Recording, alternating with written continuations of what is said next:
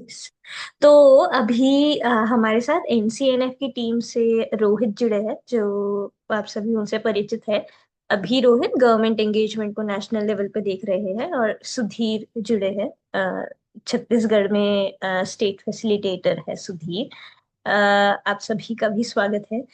आज हम तीन चीजों को लेते हुए चर्चा करेंगे, जो आप सभी लोगों के साथ ग्रुप पर और मेल पर भी शेयर किया था। पहला तो है कि एनएमएनएफ के अंदर 10,000 बीआरसीज को लेते हुए काम चल रहा है। तो उसी में राजस्थान के अंदर कुछ 180 बीआरसीज का सिलेक्शन होना है। तो उसको लेते हुए हम कुछ मिनट चर्चा करेंगे। इसको लेकर मैंने आप सभी लोगों को 19 जून को एक मेल भी डाला था, जहाँ पे आपको अपने जिला के जेडीए को मेल करना था सारी जानकारी को। तो उस पर हम आएंगे, वो बीआरसी को लेके होगा। दूसरा, एग्रीकल्चर डिपार्टमेंट जो है, स्टेट एग्रीकल्चर डिपार्टमेंट, वो संस्थावार कुछ जानकारी इकट्ठा करना चाह रहे हैं इन टर्म्स ऑफ कब से एक तो संस्था का बेसिक परिचय, दूसरा कब से काम कर रहे हैं नेचुरल फार्मिंग को लेते हुए, क्या क्या काम हुआ है, और कुछ तीन फार्मर्स का, पर्टिकुलर तीन चार फार्मर्स का वो डेटा मांग रहे हैं। उसका भी हम एक उन्होंने फॉर्मेट शेयर किया है, तो वो आपके साथ शेयर करेंगे। और थर्ड और मोस्ट इम्पॉर्टेंट, जिसको लेते हुए हम ये बात कर रहे हैं, एनसीओएनएफ गाजियाबाद से आप में से काफी लोगों को कॉल आए होंगे। तो उसमें रीजनल काउंसिल बनने का बात हो रहा है। तो काफी सारे पार्टनर्स बता रहे थे कि क्लियर नहीं है क्या नहीं है। तो उसको लेते हुए अभी तक हम जितना समझ पाए हैं वो आप सभी लोगों के साथ शेयर करने का कोशिश करेंगे। कल ही एक एनसीओएनएफ के साथ भी, एनसीओएनएफ ने ही रीजनल काउंसिल को लेते हुए एक कॉल रखा था। तो वहां से भी कुछ जानकारी मिला है, तो वो भी आप लोगों के साथ शेयर करेंगे। तो Rohit, over to you. Thank you Abhisha.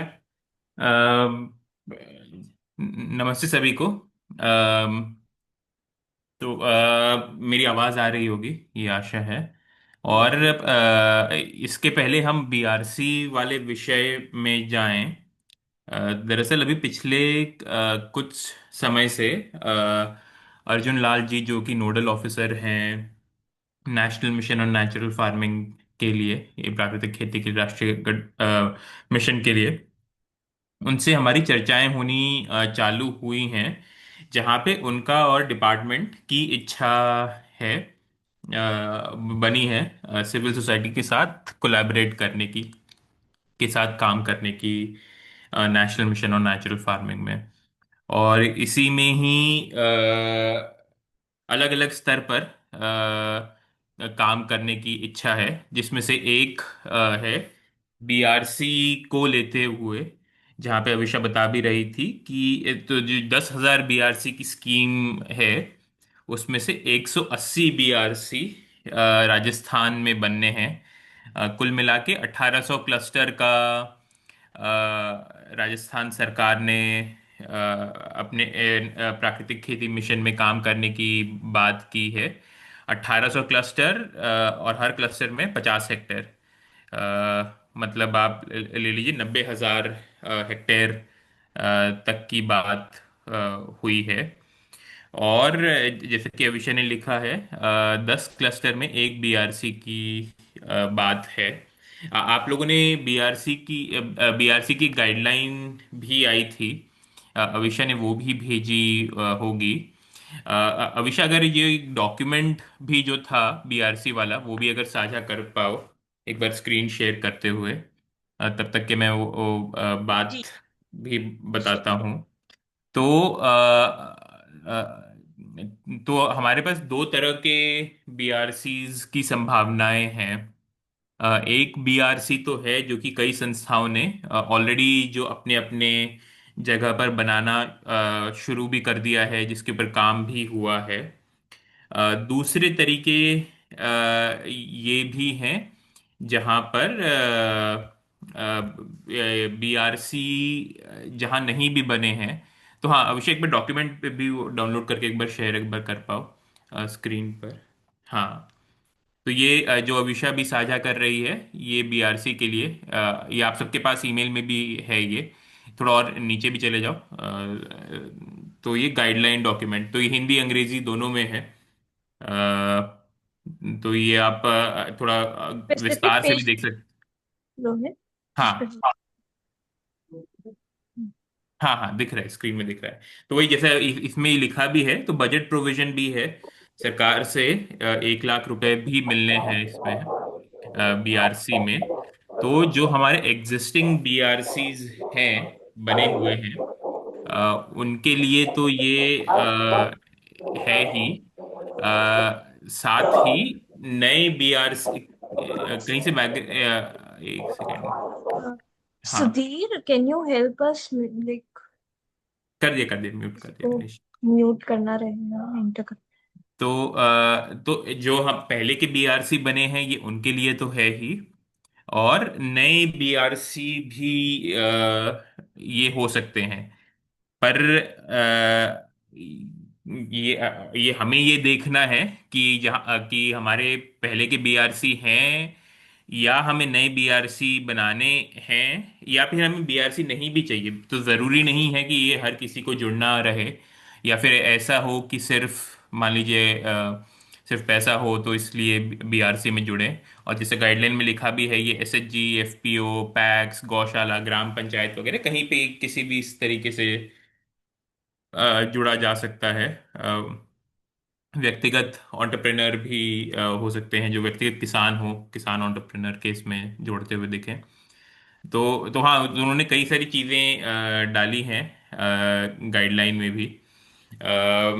और ये, इसी में 180 बीआरसी में तो अर्जुन जी ने यही कहा है कि हम अपने जेडीए को एक बार भेज दें, जहाँ जहाँ जहाँ हमसे जुड़े हुए अगर पहले के बीआरसी हैं तब भी, अ, अगर नए बीआरसी बना रहे हैं, बनाना चाह रहे हैं, तब भी हम ये करें।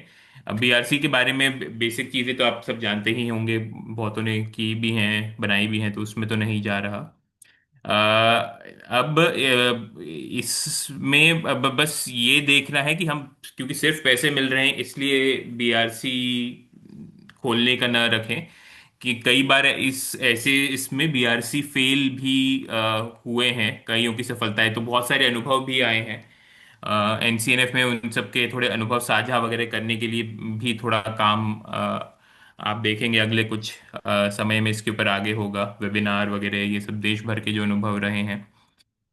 पर जहाँ जरूरत हो वहीं पर ही बीआरसी खोले, जहाँ पर जैविक प्राकृतिक खेती की थोड़ी डिमांड ऑलरेडी हो, की तरफ रुख ऑलरेडी बढ़ चुका हो, वहीं पर ही नए बीआरसी अगर खोलना चाह रहे हो तो तभी ही खोलें, अन्यथा न खोलते हुए देखें। और इसमें एक फॉर्म भी एक है, अभिषेक, एक दूसरा डॉक्यूमेंट भी अगर खोल पाओ, वर्ड डॉक्यूमेंट, तो एक आवेदन पत्र एक है। ये आवेदन पत्र को भरते हुए थोड़ा और नीचे आ जाना। ये हमें अपने जैसा विषय बता रही थी, हम अपने जेडीए को ये भेजना रहेगा। सिर्फ ईमेल करने पर ही ना रुक जाएं, एक बार उनको ईमेल करें, एक बार उनको फोन करते हुए भी एक बार फॉलो अप कर लें। ये हम भी देख रहे हैं, कई बार हम ईमेल भेजते हैं, वो वहां पे उनको इनबॉक्स में नहीं जाते, तो स्पैम में चले जाते हैं। रोहित, जेडीए हाँ को तो in person hard copy submit करना है डॉक्यूमेंट्स का। अर्जुन जी को ये जो आप लोगों को मेल किया है, इसमें अर्जुन जी का मेल आईडी भी आप लोगों को दिया है, तो उनको कॉपी करना रहेगा आपको, पर जेडीए हाँ, को आपको हार्ड कॉपी प्रोवाइड करना है। और फिर एक जेडीए को सॉफ्ट कॉपी भी भेजते हुए अर्जुन जी को मार्क कर दे, तो दोनों चीजें, हार्ड कॉपी, सॉफ्ट कॉपी, और उसमें हमें भी मार्क रखें, ताकि हम एक साझा लिस्ट भी बनाते हुए, अविशा में, ये साझा लिस्ट भी बनाते हुए कि राजस्थान नेचुरल फार्मिंग कोalition से जुड़े हुए जितने भी हमारे पार्टनर हैं, वो भी हम राज्य सरकार के साथ इसके ऊपर संपर्क कर सकें। तो अभी तक, जस्ट टू ऐड, कि अभी तक मेरे पास दो संस्थाओं का ही आया है, डीएससी और सर सैयद ट्रस्ट से। तो अगर बाकी किसी संस्थाओं ने भी ये जानकारी दे दी हो अपने जेडीए को और अर्जुन जी को मेल कर दिया हो, तो हमें भी एक बार शेयर कर दे तो हम अपनी लिस्ट में भी उसको ऐड करते रहेंगे। और बीआरसी वाली चर्चा जितना शेयर करना था वो हुआ है। अगर आप लोगों के कुछ सवाल है तो आप पूछ सकते हैं।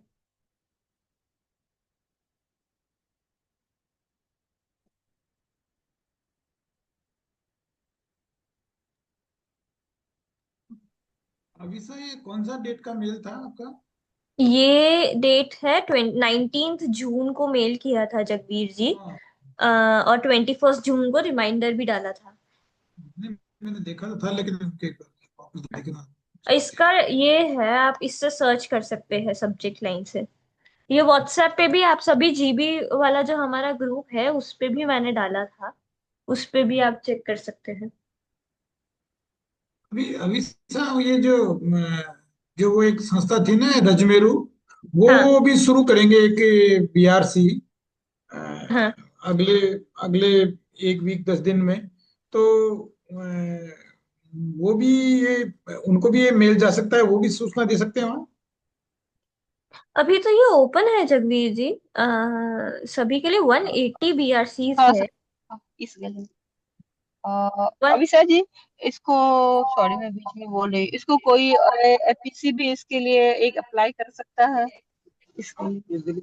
हाँ। रोहित, आप क्या जी इसको। जी। तो जो भी तो बीआरसी को एक तरह से प्राकृतिक खेती के रूप में ही देखिए। और जो भी कोई भी प्राकृतिक खेती कर रहे हैं, प्राकृतिक खेती के लिए मिशन में भी जो जुड़ना चाह रहे हैं, उसमें उसके लिए बीआरसी में बिल्कुल वो जुड़ सकते हैं।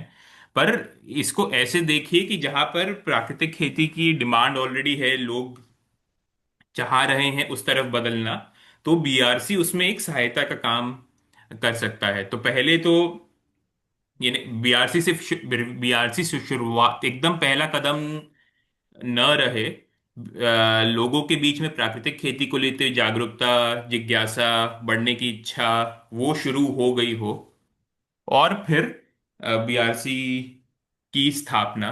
और इसको आप इस तरह से देख के रखिए कि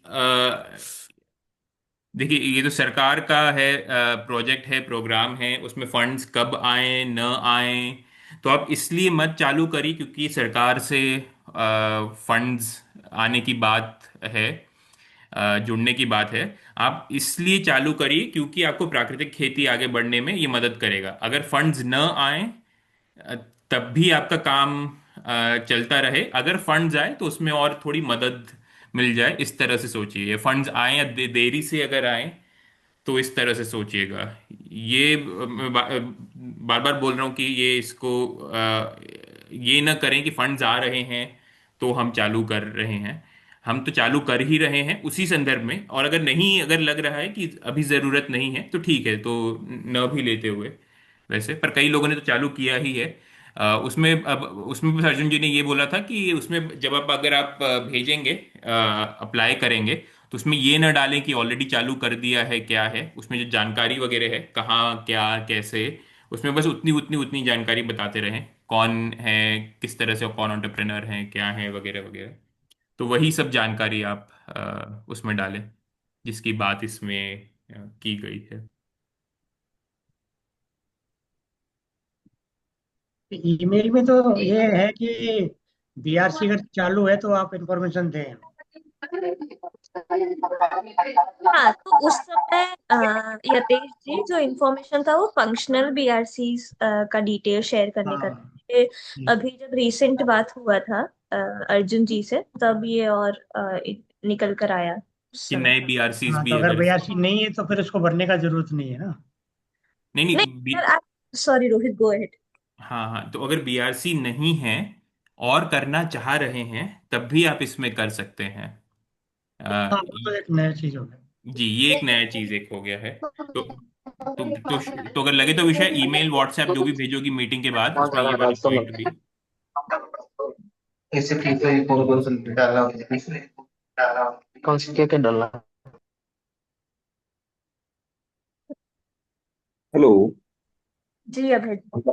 हाँ नमस्ते अविशा जी, रोहित जी नमस्ते। मैं नमस्ते। बोल रहा था 26 जून के पास बीपी सैनी सर हैं स्टेट।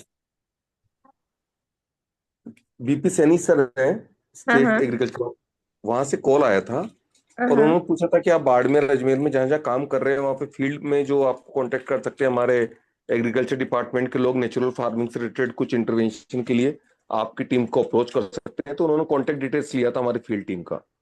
हम्म। तो उसमें कनेक्ट करने के लिए रोहित या आपने किसी ने कुछ एफर्ट्स ऐसे कुछ हुआ था क्या? मैं जस्ट जानना मांग रहा था। हाँ, तो एक्चुअल में अभी 2 हफ्ते 3 हफ्ते पहले, एक महीना बोलूंगी मैं, एक महीना पहले अर्जुन जी के साथ अर्जुन जी का फोन आया था, और जितने भी कोalition में पार्टनर्स हैं उन सभी का उन्होंने कांटेक्ट डिटेल लिया था। फिजिकल एड्रेस जी। भी मांगा है, तो वो हम कलेक्ट कर रहे हैं अभी भी। पर जितने भी हेड्स ऑफ ऑर्गेनाइजेशन और कोalition में रिप्रेजेंटेटिव्स हैं ऑर्गेनाइजेशन के, उनके हाँ भैया, डिटेल ने शेयर अरे किया बोल रहे था। हैं पापा के लिए खाना भी डाल दो। वो हमने शेयर किया था, काफी अर्जेंट बेसिस पे स्टेट डिपार्टमेंट ने मांगा था। ओके, हमने उनके साथ शेयर तो किया था डिटेल, और फील्ड टीम को इंटीमेट भी किया था कि मे बी डिस्ट्रिक्ट वाइज कोई नोडल ऑफिसर या फिर हो सकता है डबल एओ जो ब्लॉक लेवल पे ऑफिशियल्स वगैरह हैं वो अप्रोच करेंगे, लेकिन अभी तक उनके पास कोई कॉल आया नहीं था ऐसे, इसलिए राइट मैं राइट जस्ट राइट। जानना मांग रहा तो हाँ हाँ। अभय जी, अगर हम जुड़ना चाह रहे हैं तो था। हम उनके कॉल का वेट ना करें, हम खुद हम्म, प्रोएक्टिवली रीच आउट कर लें। हम्म। अ, हाँ, एक्चुअली हम तीनों डिस्ट्रिक्ट के अंदर ब्यावर, अजमेर और बाड़मेर के अंदर तीनों जगह कर रहे हैं, और हम ऑलरेडी नई 10 बीआरसी और स्टेब्लिश करने का प्लान कर रहे थे। तो इसलिए उसमें भी और क्लस्टर वाले के लिए अप्लाई कर, तो हम खुद अप्रोच करेंगे मे बी जो आपने बताया उस गाइडलाइन के अनुसार अप्लाई करने के लिए। जी जी। Okay okay. Rohit, time check. किसी और के कुछ सवाल है तो लेते हैं, नहीं तो 20 मिनट 15 मिनट हो गया है। आगे बढ़ सकते हैं, 2 और एजेंडा। अभिषेक अभिषेक इसको टाइमलाइन तो क्योंकि ये पहले तो बहुत उन्होंने जल्दी मांगा था, तो अब कब तक भेज सकते हैं हम इंफॉर्मेशन? अभी भी ऐसा तो कोई टाइमलाइन नहीं आया है राजेश जी।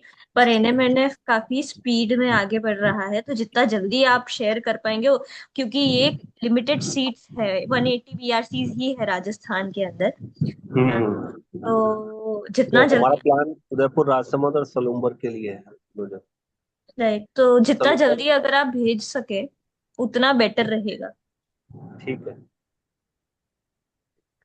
एक ही फिर से एक्सरसाइज कर रहे हैं कि आप लोग जेडीए को आपको हार्ड कॉपी देना रहेगा, साथ में सॉफ्ट कॉपी उनको। अर्जुन जी का मेल आईडी आप सभी लोगों के साथ शेयर किया है फिर से, और मेरे को मार्क करिएगा ताकि हम फिर से इस चीज को लेके डिपार्टमेंट के साथ फॉलो अप कर पाए।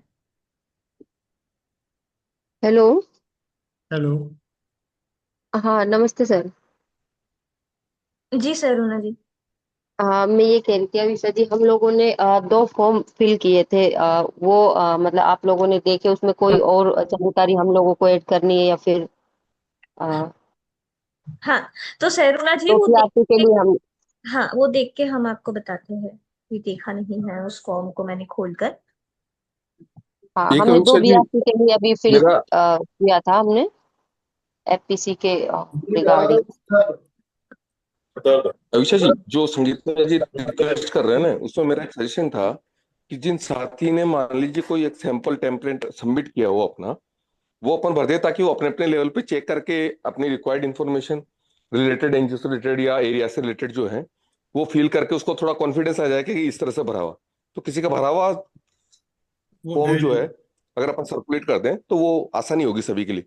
अदरवाइज जैसे कोई भी सबमिट करे वो आपको वेरीफाई करने के लिए भेजेगा, वो सेल्फ कर सकता है, उससे टाइम भी बचेगा और एनर्जी भी बचेगी उससे। हम्म। हेलो। ये हेलो। तो अभी हमारे पास एक फॉर्म, 2 फॉर्म है डीएससी और एसएसटी के। उनको एक बार रोहित, मैं आपको भी रिक्वेस्ट करूंगी, आप भी रिव्यू करिएगा।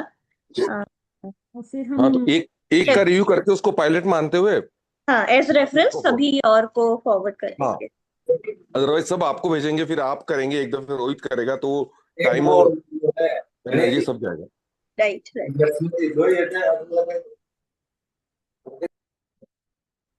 हेलो। जी महेश जी। मैं कह रहा हूँ कि हमारे यहाँ पे जैसे 2-3 लोगों को आप है ना ऑथराइज कर दो।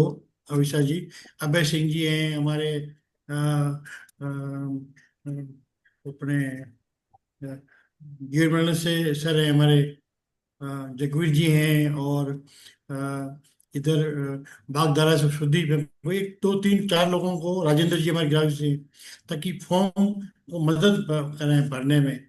कुछ गलती रहेगी तो गवर्नमेंट के साथ है ना, तो इसको प्रॉपर वे में इसको भरने के बाद भी अगर इम्प्लीमेंट करना है तो भी एक ऐसी कोर टीम बने, इम्प्लीमेंट में मदद करे। क्योंकि गवर्नमेंट पैसा आता है बड़ा, वो सतर्कता बरतनी पड़ेगी गवर्नमेंट फंडिंग में। भले 1 लाख दे रहे हैं, वो बहुत बड़ा उनके लिए अमाउंट है। और दूसरा निवेदन ये करूँ कि मेरे पास में एक फोन आया था राष्ट्रीय जैविक प्राकृतिक केंद्र गाजियाबाद से। अविशा बहन, हेलो। जी जी जी, आपकी आवाज़ आ रही है, आपकी आवाज़ आ रही है महेश जी। मेरे पास में राष्ट्रीय जैविक प्राकृतिक केंद्र डॉक्टर वी पांडे का फोन आया था,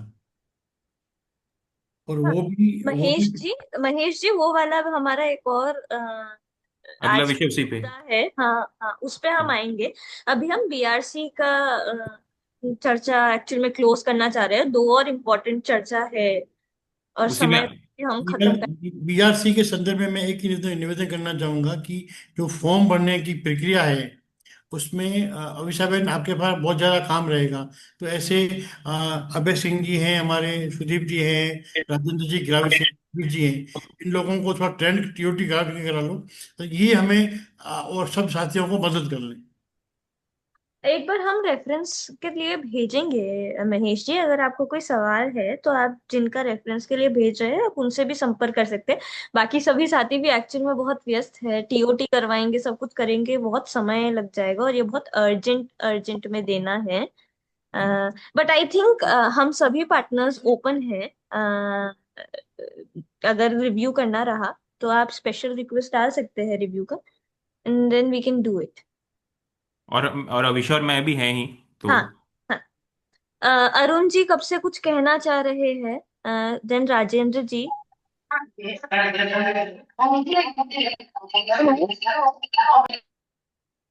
अविशा जी। जी, हाँ मैं ये कहना चाह रहा था कि अभी हमारे यहाँ चित्तौड़ में तो बीआरसी वो न तो गवर्नमेंट की तरफ से बने हुए हैं, न किसी एनजीओ ने बना रखा है। तो मैं चाहता हूँ कि यहाँ बने, क्योंकि काफी सारे किसान हैं जो डिपार्टमेंट के थ्रू और हमारे साथ जुड़ के भी कुछ कुछ इनिशिएटिव लिए हैं। तो इसके बारे में थोड़ा डिटेल समझ के लिए अभय सिंह जी अगर समय निकाल पाए तो मैं उनसे बात करके और इसको थोड़ा समझना चाह रहा था कि क्या इसकी फंक्शनिंग है और किस तरह से ये काम करेगा। और अगर आवेदन करना है तो हम भी चित्तौड़ में एक आवेदन करना चाह रहे थे।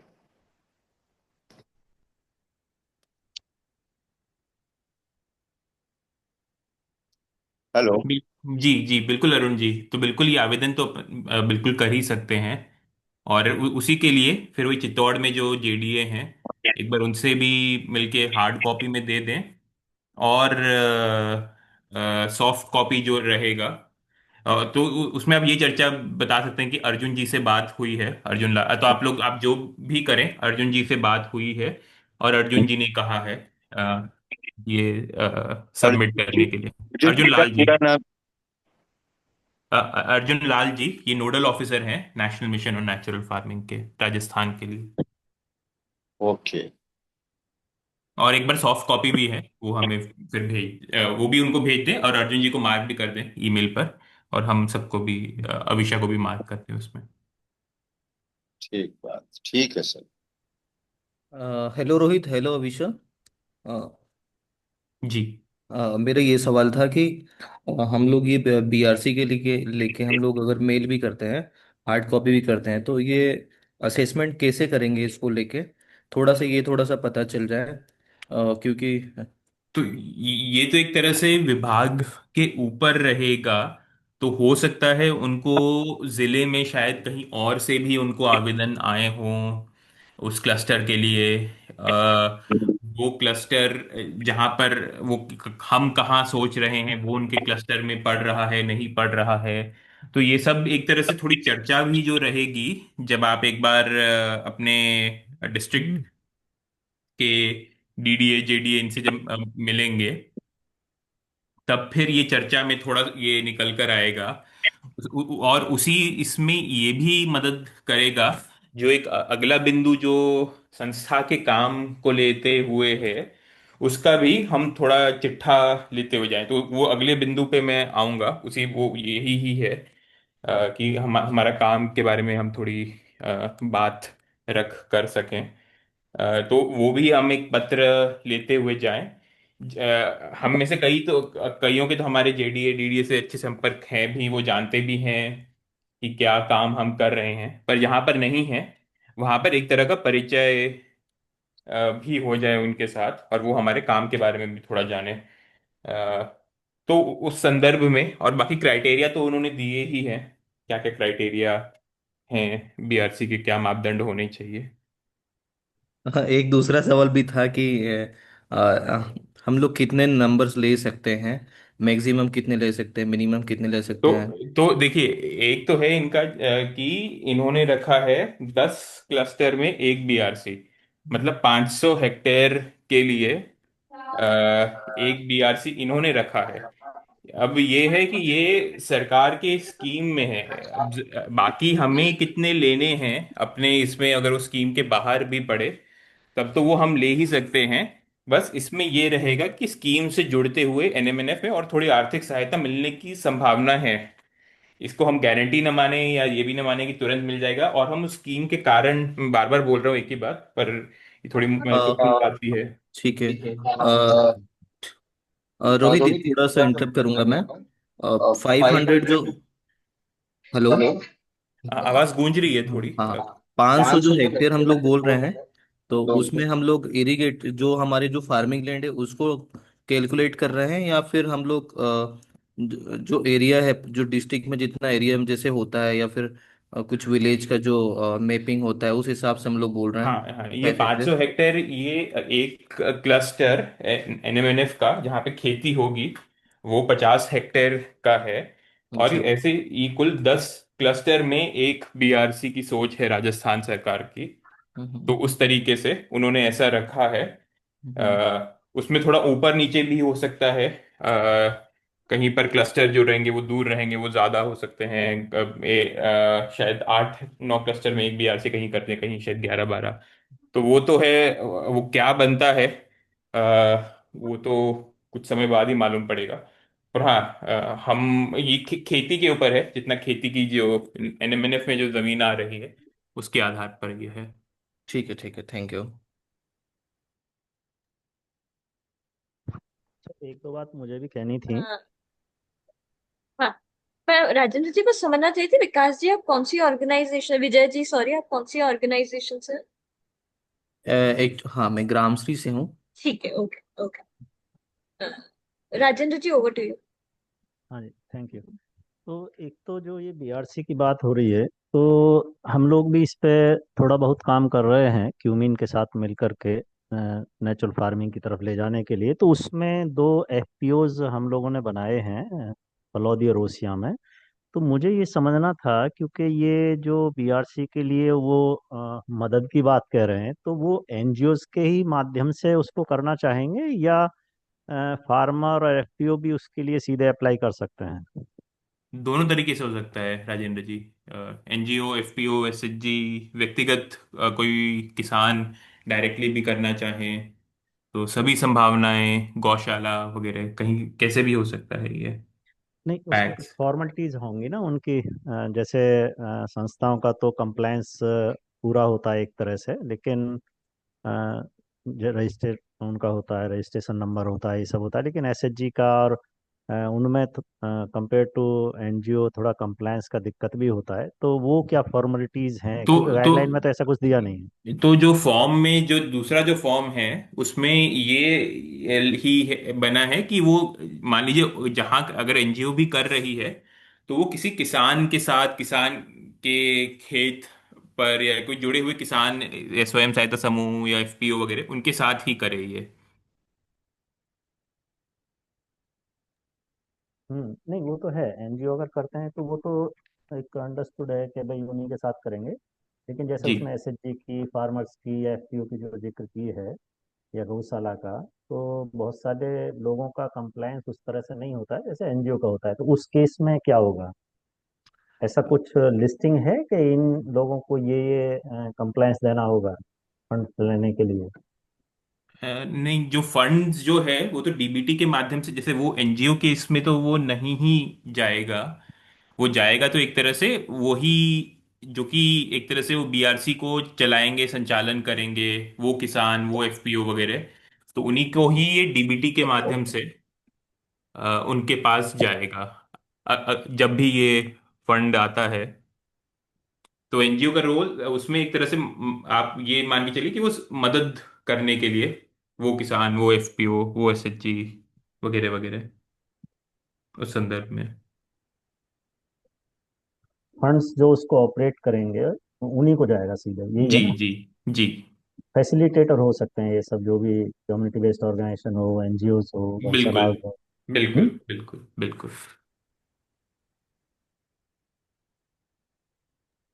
रोहित, आगे बढ़े। जी जी। अगर बीआरसी को लेके किसी के कुछ सवाल है तो आप ग्रुप, जीबी वाले ग्रुप पे भी पूछ सकते हैं। रोहित के नंबर होंगे ही आप सभी के पास। अ, तो वो भी आप पूछ सकते हैं। और एक रेफरेंस के लिए हम शेयर कर देंगे आपके साथ।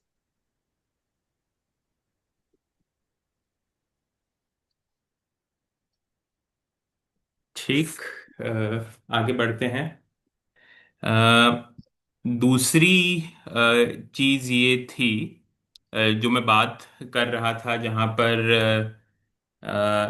सरकार जुड़ना चाह रही है। तो ये बात हुई थी कि राज्य सरकार ने जो भी हमारे पार्टनर संस्थाएं हैं उनकी कुछ जानकारियां मांगी हैं। उसमें एक तो ये कि संस्था के जो काम की जो पृष्ठभूमि है जैविक प्राकृतिक खेती के ऊपर, जिस पे थोड़ा आधार रहे, बाकी चीजें भी आ सकती हैं, पर कहाँ काम कर रहे हैं, कब से काम कर रहे हैं, वगैरह वगैरह। तो वो एक दो पेज में वो थोड़ा बैकग्राउंड आ जाए, दो से बिल्कुल ज्यादा ना रहे। किसानों की भी कहानी, जो कि वो प्राकृतिक खेती। इसको इसको थोड़ा बड़ा कर दे। इसको बड़ा, एक सेकंड रुको, मैं एक बार डॉक्यूमेंट पे लाता हूँ और डॉक्यूमेंट पे लाके एक बार बड़ा करता हूँ। फिर तीन तीन चार किसानों की भी जानकारी इसमें रहे, जहाँ पे जो किसान प्राकृतिक खेती कर रहे हैं। अब प्राकृतिक खेती की और जैविक खेती की जो परिभाषा है, हमें थोड़ा उस पे भी थोड़ा सा ध्यान देना चाहिए। ये ठीक है? आपका मेल दिख रहा है और कुछ नहीं दिख रहा है। ओ अच्छा अच्छा, एक सेकंड रुको। हाँ, ये मैंने वर्ड डॉक्यूमेंट साझा किया है। अभी ठीक है ये? 2 सेकंड नीचे। हाँ, दिख रहा है। तो उन किसानों की कहानी, क्या बदला, ये भी एक बार साझा कर देंगे ईमेल में, मिनट्स वगैरह, व्हाट्सएप वगैरह पर भी। रासायनिक से प्राकृतिक, अगर पहले से प्राकृतिक खेती कर रहे हो तो वो, या फिर रासायनिक से प्राकृतिक खेती की तरफ बढ़े हो तो उसकी यात्रा क्या रही है, क्या तकनीकें अपना रहे हैं, कैसे बदलाव हुआ, कितनी जमीन है, परिवार के साथ में कौन कौन खेती कर रहा है, पोषण वगैरह में क्या फर्क हुआ है, पैदावार में क्या फर्क हुआ है, कैसी मिश्रित खेती, तो अलग अलग जो भी हम जिन सब की भी हम बात करते हैं।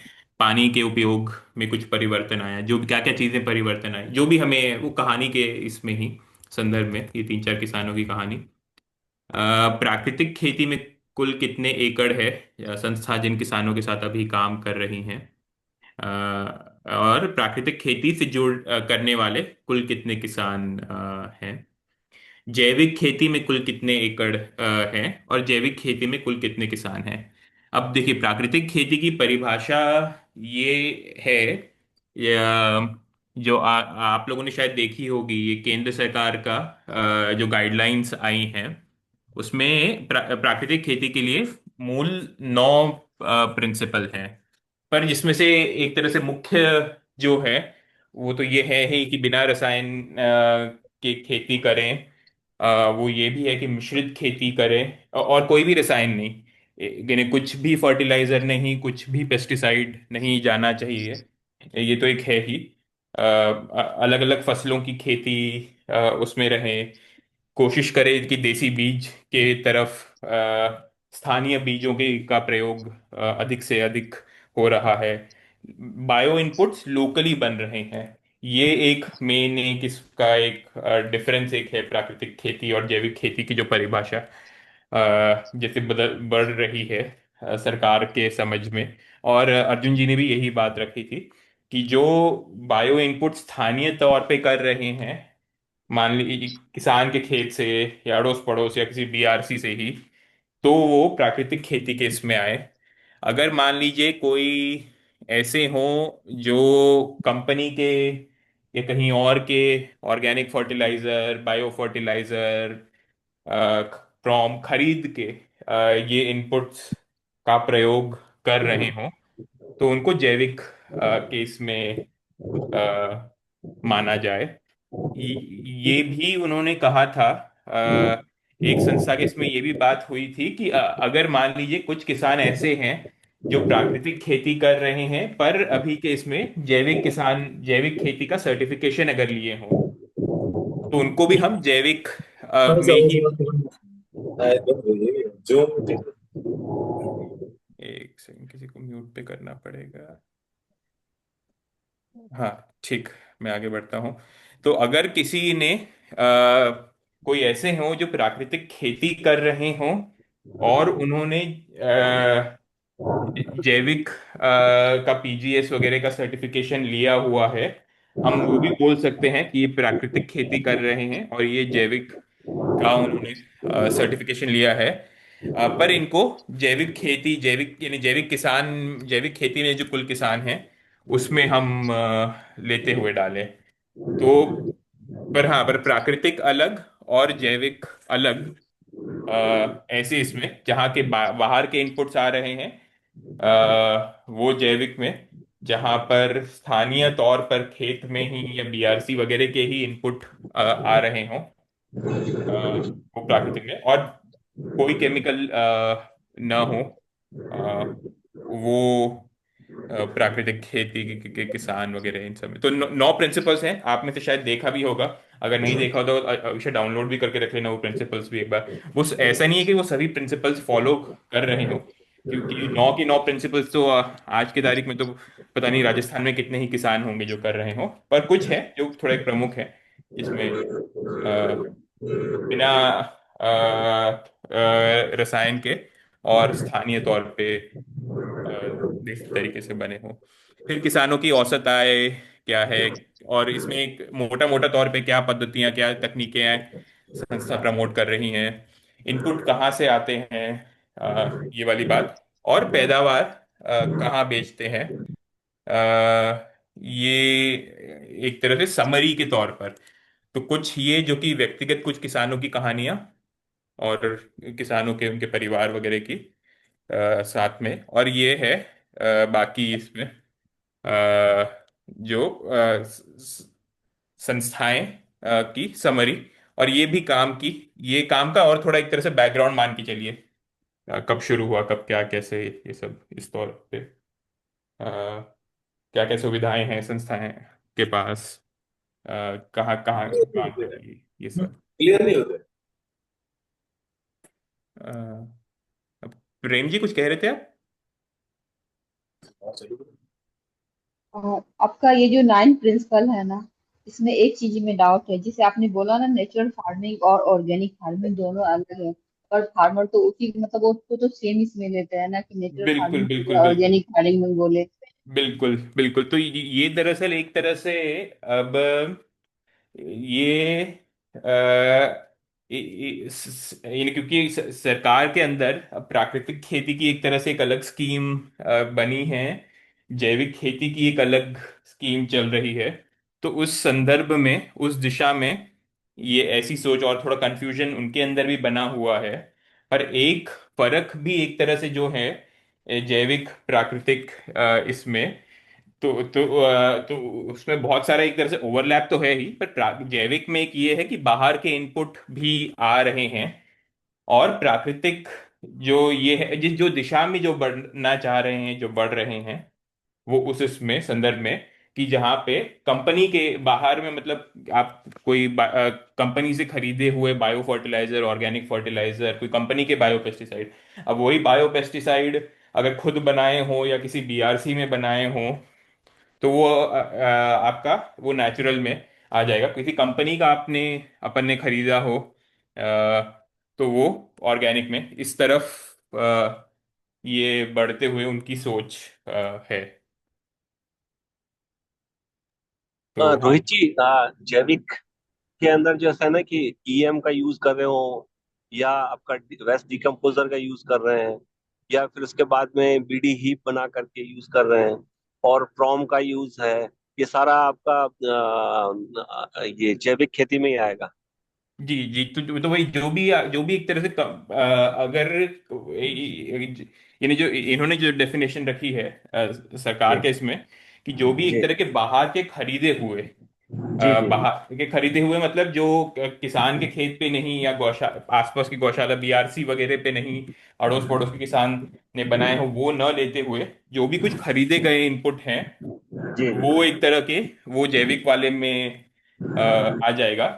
और जो स्थानीय तौर पे जो भी बने किसान के खेत पे, आड़ोस पड़ोस के खेत पे बीआरसी वगैरह के इसमें, जी वो प्राकृतिक केस में ये। हाँ, तो अभी के लिए तो यानी जो आंकड़ा जो मांगा है सरकार ने, जी राजेश जी आप शायद डिस्कनेक्ट हो गए थे थोड़ी देर के लिए, तो उसी हाँ हाँ तो ये दरअसल सरकार ने ये आंकड़ा मांगा है सभी जी जी संस्थाओं का। तो ये जी जी आंकड़ा हम जितने जल्दी तैयार कर सकें, और तो ये हमें एक राज्य स्तर पे भी एक बैठक बुलाने की बात हो रही है। कब जी हो क्या हो वो तो अर्जुन जी बताएंगे। पर ये और राज्य स्तर पे शायद सब न भी आ पाए, जितने भी हमारे सभी पार्टनर से इतने सारे शायद न भी आ पाए एक ही तारीख में। पर ये हमें अपने जिले स्तर पे भी जो बीआरसी के लिए भी जब हम एक तरह से अपनी संस्था का परिचय वगैरह देंगे, तो ये जानकारियां उसके लिए भी मदद हमें करेंगी। बिल्कुल तो सरकार के साथ बैठक का सोच ये भी है कि ओवरऑल हम कैसे पार्टनर कर सकें जी एनएमएनएफ में।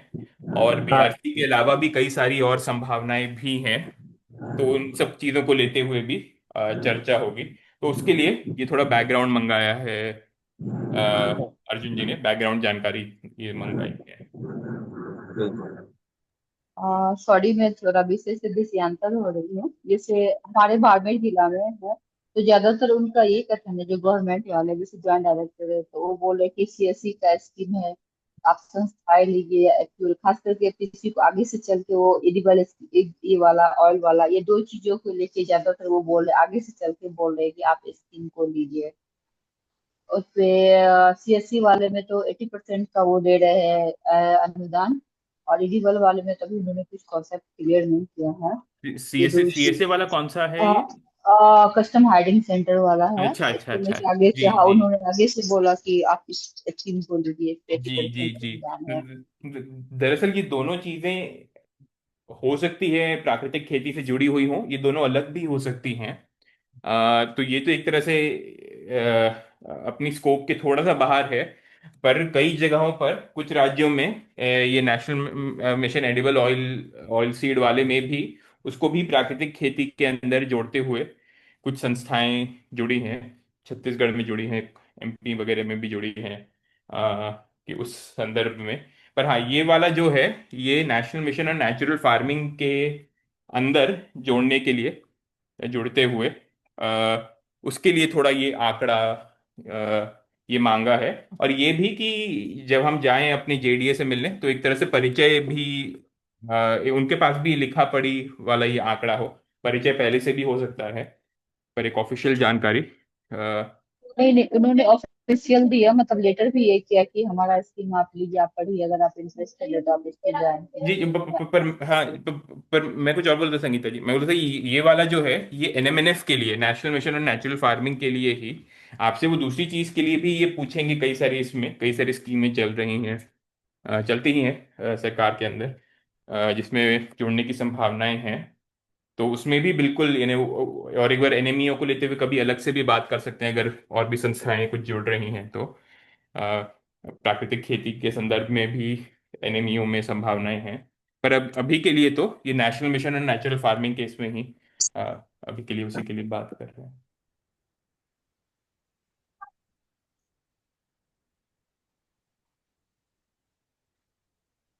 अ, अ, हेमलता जी आप कुछ कह रहे थे?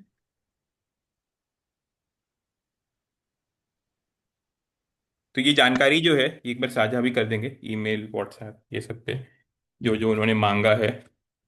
अ, रोहित, इसका कोई टाइमलाइन हम बोल रहे हैं क्योंकि सरकार की तरफ से तो नहीं आया कोई टाइमलाइन पर। ये भी वही एक तरह से जितने जल्दी से जल्दी हो सके। और उन्होंने ये कहा है कि जब अर्जुन जी से चर्चा हो रही थी तो उन्होंने यही कहा था कि जिनके जल्दी आ जाए वो हम थोड़ा जल्दी। तो दरअसल अभी ये भी हो रहा है कि विभाग के ऊपर भी थोड़ा दबाव पड़ रहा है कि वो थोड़ा जल्दी से आगे बढ़े इस पे। इसलिए काफी समय तो थोड़ा चीजें स्थिर रहीं पर अब वो भी तेजी से आके बोल रहे हैं कि ये आप जितना जल्दी कर सकें उतना जल्दी वो मीटिंग भी वो करवा सकते हैं। तो अगले सप्ताह में जितने जल्दी से जल्दी जब भी हो सके वो तो ठीक है। हमारे पास और भी संस्थाओं के पास और भी चीजें रहती ही हैं। पर जब जितने जल्दी फिर हो भी सके उतना अच्छा फिर रहेगा। भी एक टेंटेटिव डेट होगा ना कि हमें इतने तारीख तक ये कंप्लीट करके सबमिट कर अगले देना अगले है। सप्ताह में ही जब भी हो सके वो आप भेजते रहें हमें। ये फॉर्म तो अभी इस कॉल के बाद ही एक बार साझा कर देंगे तुरंत। हम हाँ, रोहित अपने लिए 12 तारीख बोले ताकि यूनिफॉर्मिटी रहे, मतलब एक सभी लोगों का ध्यान में रहे कि एक डेट बिल्कुल बिल्कुल बिल्कुल 12 तारीख बोल दे पर सभी। जिसका पहले भी हो जाए वो और पहले भी भेजते रहें। आप सभी लोग 12 तारीख तक भेज पाएंगे इस तरह का डेटा?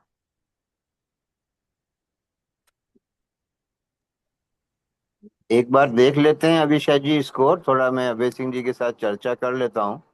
और जितना जल्दी हो सकेगा हम इसको करने की कोशिश करेंगे, क्योंकि अभी देखा नहीं है उसको, तो अभी कुछ कह पाना तो पॉसिबल नहीं हो पाएगा मेरे यही लिए। है अरुण जी, जो अभी रोहित ने रन थ्रू किया ना, यही फॉर्मेट है। हाँ, तो कोशिश करेंगे कि अर्ली एज पॉसिबल ये हो जाए, और करेंगे। कुछ और कुछ कुछ आंकड़ा हमारे पास शायद नहीं भी होगा इसमें से। जैसे मान लीजिए कितने आय में फर्क हुआ तो उसके कारण रुक न जाए कि उसको इकट्ठा करने में ये ना हो जाए कि हम बहुत उसी में ज्यादा समय लग रहा है। जितना जो मिल सके उतना ही कर ले। मान लीजिए 4 किसान नहीं हो रहे, 3 हो, 2, जितने के भी जो जिनका जैसे आंकड़ा जो हमें कहानियां जल्दी थोड़ा हो पा रहा है उनको एक राउंड ऐसे कर लें फिर दूसरा राउंड जो थोड़ा और अच्छे से और जिनमें टाइम भी लग जाए तो वो भी ठीक है।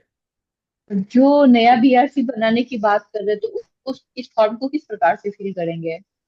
हाँ तो वो बीआरसी वाला जो डॉक्यूमेंट है वो तो एक अलग डॉक्यूमेंट है। पर जब आप अपने डिस्ट्रिक्ट में जाएंगे उसमें बीआरसी के साथ साथ ये भी लेते हुए जाएंगे तो उसमें मदद मिलेगी। कि थोड़ा और भी विभाग को थोड़ा पृष्ठभूमि थोड़ा और रहेगा और लिखित में भी रहेगा जिसको वो अपने फाइलिंग वगैरह में भी कर सकते हैं। तो बीआरसी वाला लेकिन एक अलग फॉर्म में, बाकी ये सब जानकारियां अलग फॉर्म में।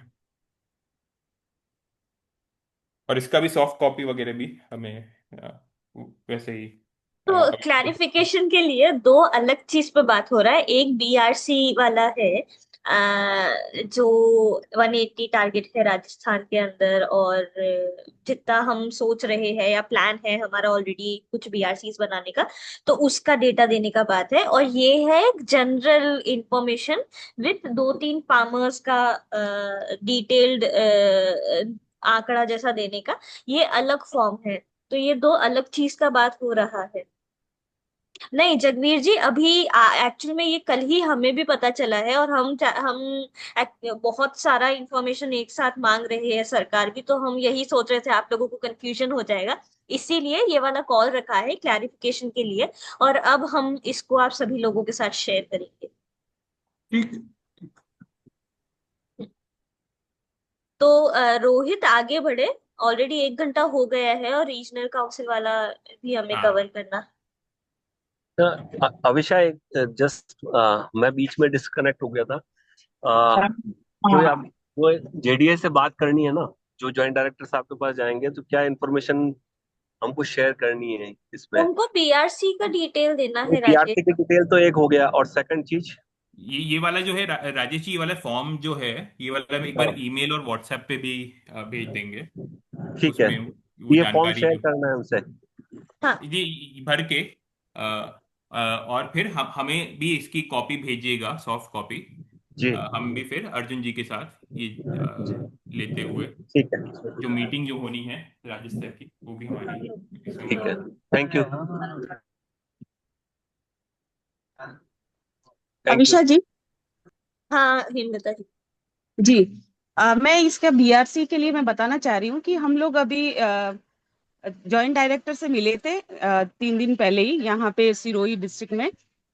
तो उनके पास ऑलरेडी ये आ चुका है कि कौन से एनजीओ या एफपीसी ऐसे हैं जो बीआरसी के लिए तैयार हैं। तो हम ही अभी हम लोगों ने सीएमएफ की तरफ से मैंने जो हमारा एफपीओ है उसका नाम हम लोगों ने उनको दिया है, और जो भी उन्होंने सूचना चाहिए थी वो हमने दे दी है। और एक चीज और भी यहाँ आया है कि जो नेचुरल फार्मिंग वाले जो क्लस्टर जिसके लिए हम लोगों ने पहले भी बना करके दिया था, तो उसमें ये बात हो रही है कि यहाँ पे जितने भी सिरोही जिले में जितने भी क्लस्टर बन रहे हैं वो सारे के सारे राजीविका को दे रहे हैं, नेचुरल फार्मिंग को लेकर के। तो हम लोगों ने भी पहले इंटरेस्ट शो किया था और उनको एक लेटर एप्लीकेशन भी हम लोगों ने दिया था। तो अभी फिर से उनसे बात किया था कि हमें हमारे एरिया में ये नेचुरल फार्मिंग का क्लस्टर चाहे एफपीसी को दिया जाए चाहे चाहे हमारी ऑर्गेनाइजेशन को दिया जाए, ताकि हम लोग उसमें उसको आगे ले जा सके इस मिशन को। तो उनको ये बोला है, लेकिन उन्होंने कहा है कि एनजीओ के लिए कुछ इस तरीके का हमारे लिए नहीं है। उसके लिए तो है ये बीआरसी के लिए, चाहे वो एनजीओ या एफपीसी कोई भी कर सकता है, लेकिन नेचुरल फार्मिंग का क्लस्टर बनाने के लिए इस तरीके का हमारे पास ऑर्डर नहीं है। तो हम लोग एक बार बात करते हैं ऊपर लेवल पे। तो ये दो तरह की यहाँ पे हम लोगों को सूचना मतलब हम लोगों तक पहुंच पाई है। तो मैं यही शेयर करना चाह रही थी अभी इसमें। तो उसी संदर्भ में हेमलता जी, ये जो एक तरह से ऊपर की जो बात है, जो राज्य स्तर पे जो कृषि विभाग के साथ जो चर्चा है, उसी के लिए एक वर्कशॉप की भी बात कर रहे हैं अर्जुन जी। तो उसी में ही हम और भी ये पिच करने की कोशिश करेंगे कि जो संस्थाएं इम्प्लीमेंटेशन में जुड़ना चाह रही हैं, और भी कई संभावनाएं हैं, वो भी हमें मिल सके। सिविल सोसाइटी की जहाँ पे मजबूत है कंडीशन, जहाँ पे इम्प्लीमेंट कर सकते हैं, वहाँ पर भी तो हाँ, ये चर्चाएं भी आगे लेते हुए जाएंगे राज्य स्तर पर।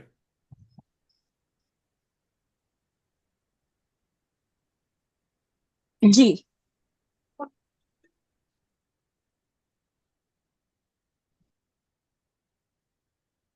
और किसी के कोई सवाल?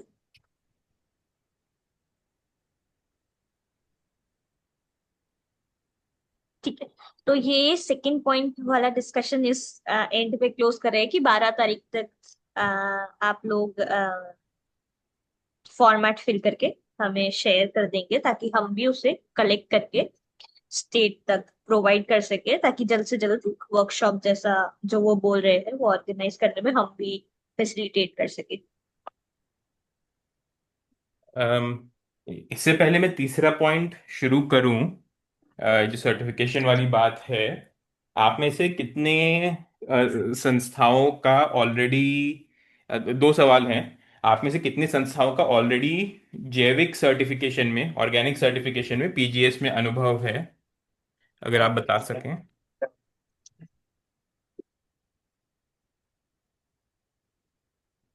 अगर किसी का है तो।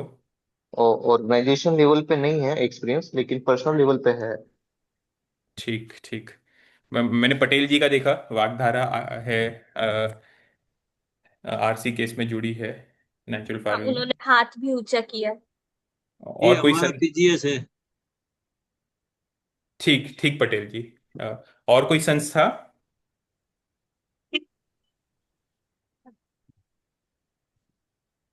जिनका अनुभव अगर है तो? डीएससी से है सर। डीएससी से ना? ठीक।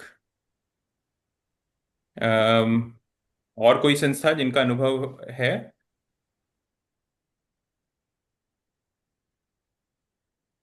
ठीक। तो दो संस्थाएं। दूसरा ये भी था, आप में से कोई ऐसे भी हैं जिनके पास जो शायद महेश जी जिस बारे में बात कर भी रहे थे, जिनको ऑलरेडी एनसीओएनएफ आरसीओएनएफ ने कॉल किया हो नेचुरल फार्मिंग के सर्टिफिकेशन के लिए। महेश जी तो बता ही रहे थे, महेश जी के अलावा और भी किसी के पास ऐसा कॉल आया हो? जीवीएनएमएल को ग्रामश्री भी के पास कॉल आया किया है, था। हमारे पास ग्रामश्री के पास भी कॉल आया था गाजियाबाद से। तो आज तो भी आया है। ग्रामश्री बता रहे हैं रोहित, जीवीएनएमएल बता रहे हैं, और कोई साथी जिनके पास कॉल आया हो एनसीओएनएफ गाजियाबाद से? वागधारा में किसी और के पास आया हो तो पता नहीं, मेरे पास तो नहीं आया। ओके। बस है। राजेंद्र जी क्या बोल रहे हैं? प्रकृति को भी कॉल आया है। ओके। मेरे को प्रधान से भी बताया गया था कि उन्हें भी कॉल आया है हेलो। प्रयत्न हाँ समिति। अनिता जी, सर से ये ट्रस्ट, इनके पास भी, हमारे पास भी इनका कॉल आया था। हम्म। ये NCONS गाजियाबाद की जो बात कर रहे हैं। जी। हाँ। चलिए, तो फिर अच्छा रहेगा, थोड़ा चर्चा अच्छी रहेगी। आप में से कुछ लोग कल एक मीटिंग भी हुई थी, एक ऑनलाइन मीटिंग, जिसमें वो नेचुरल फार्मिंग सर्टिफिकेशन के बारे में जानकारी दे रहे थे। मैंने उर्मुल को तो देखा था कॉल में, उर्मुल और गोयल ग्रामीण विकास संस्था को। उनके अलावा भी और भी कोई थे कि कॉल में जो जुड़े थे,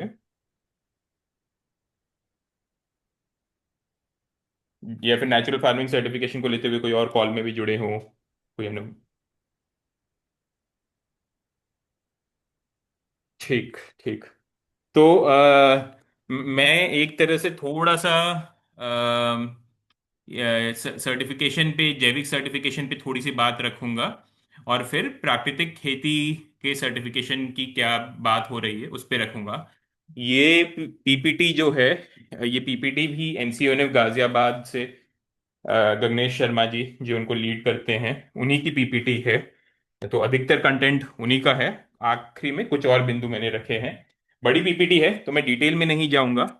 मैं एक बार ये रन थ्रू करके आप लोग के साथ भी साझा कर दूंगा, और फिर इसमें भी थोड़ी चर्चा के लिए समय रखेंगे।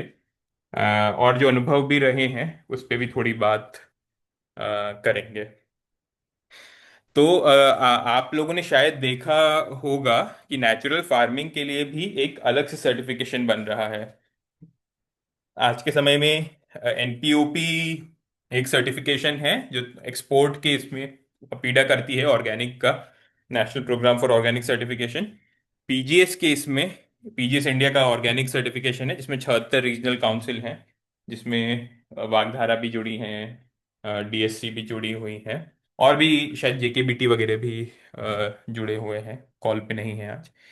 और ये प्राकृतिक खेती और उससे जुड़े हुए प्राकृतिक भोजन को लेते हुए एक नया सर्टिफिकेशन का मापदंड ये कर रहे हैं।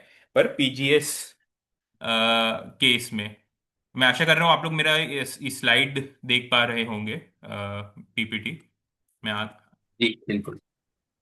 तो पीजीएस अभी तक के लिए तो जैविक खेती के लिए ही इसका प्रयोग होता था, और बहुत सारे लोग जो प्राकृतिक खेती भी कर रहे हैं वो भी अपना पीजीएस इंडिया में ही उन्होंने सर्टिफिकेशन करवाया भी हुआ है। और ये इसकी सोच ये है कि एक समूह के माध्यम से एक दूसरे का वेरिफिकेशन करें। इसमें 5 लोगों का कम से कम का एक समूह बने, और ये थर्ड पार्टी सर्टिफिकेशन के विकल्प के तौर में आया। और इसमें कुछ कुछ बातें जो सबका साथ इसमें रहे, साझा सोच रहे, ट्रस्ट वगैरह रहे, ये सब वाली बातें इसमें है। और सर्टिफिकेशन के इसमें फसल की तो बात है ही, साथ ही साथ प्रोसेसिंग की भी बात इसमें है। और इसमें एनिमल हस्बेंड्री की भी बात इसमें की हुई है, पशुओं से जुड़ी हुई भी ये बात है। और इसका प्रोसेस, जो आप में से कई लोग जो अनुभव किए भी हैं, इसका सबसे पहला प्रोसेस होता है कि ग्रुप बनाएं। ग्रुप, जो टॉप लेफ्ट में फॉर्मेशन ऑफ ग्रुप की बात की है, फिर उनको रजिस्ट्रेशन करें। जो उनके रीजनल काउंसिल हैं, वो उनको एक्टिवेट करें, उन ग्रुप को मीटिंग, ट्रेनिंग, वही जैविक खेती को लेते हुए। फिर उसके बाद किसान एक दूसरे का अप्रेजल करे, और उसको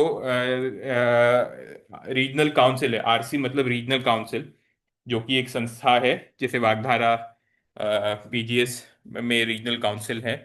और उनको फिर एक सर्टिफिकेट मिले, एक कि ये चीज़ें जैविक हैं, ये हमारी इतनी पैदावार वगैरह है, और फिर जोड़ना चाहें तो फिर मार्केटिंग वगैरह के लिए भी वो जोड़ सकते हैं। ये मोटा मोटा पीजीएस का अभी तक का जैविक सर्टिफिकेशन का था। अभी नेचुरल फार्मिंग का जो सर्टिफिकेशन आ रहा है, इन्होंने एक गाइडलाइन डॉक्यूमेंट भी साझा किया था। वो भी एक बार जो एनसीएनएफ के नेशनल ग्रुप पे है, उस पे तो साझा किया ही था। अभिषा, अगर तुमने साझा नहीं किया स्टेट वालों से, तो एक बार स्टेट वाले ग्रुप पर भी कर देना। ये पिछले महीने ही ये डॉक्यूमेंट आया था। इसमें जैसे पीजीएस को पीकेवीवाई से जोड़ते हुए लाया गया था, पर वो सिर्फ पीकेवीवाई आधारित नहीं था। पीकेवीवाई के अलावा भी उसको इंडिपेंडेंटली किया जा सकता है, किया जा रहा है। वैसे ही ये नेचुरल फार्मिंग का जो सर्टिफिकेशन है, उसको एनएमएनएफ में लाया जा रहा है, एमएनएफ के साथ लाया जा रहा है, पर उससे इंडिपेंडेंटली भी किया जा सकता है। जरूरी नहीं है कि सिर्फ इस स्कीम के आधार में ही करें। और उन्होंने ये सोचा है कि एक तरह का डिसेंट्रलाइज सिस्टम रहे नेचुरल फार्मिंग के प्रोसेसेस, प्रोडक्ट्स वगैरह इनके लिए। और एनसीओएनएफ जो है वो पीजीएस इंडिया, पीजीएस ऑर्गेनिक का भी सर्टिफिकेशन का सुपरविजन कर ही रही है, और पीजीएस नेचुरल फार्मिंग का भी सर्टिफिकेशन करेगी ही। और एक अलग से नेचुरल फार्मिंग सर्टिफिकेशन का एक लोगो भी रहेगा, उसको भी आगे हम देखेंगे। और इसमें ये नेचुरल फार्मिंग स्टैंडर्ड्स के आधार पर, जिसके ऊपर हमने थोड़ी सी बात की थी, जो एक तरह से जो 9 प्रिंसिपल वाली बात है। अभिषेक, एक बार लगे तो एक बार वो भी डाउनलोडेड रखना, आखिरी में एक बार उसको भी ब्रीफली टच कर लेंगे। उस पे कौन सा सवाल थोड़े उठेंगे डॉक्यूमेंट? ही। ये नेचुरल फार्मिंग की जो 9 प्रिंसिपल्स का एक डॉक्यूमेंट मैंने नेशनल वाले ग्रुप पे साझा किया था। ठीक है। अ, अ, तो हाँ, वो 9 प्रिंसिपल्स वाला डॉक्यूमेंट ये सुधीर के पास भी है, अगर नहीं मिले तो सुधीर से भी पूछ के एक बार वो ले लेना।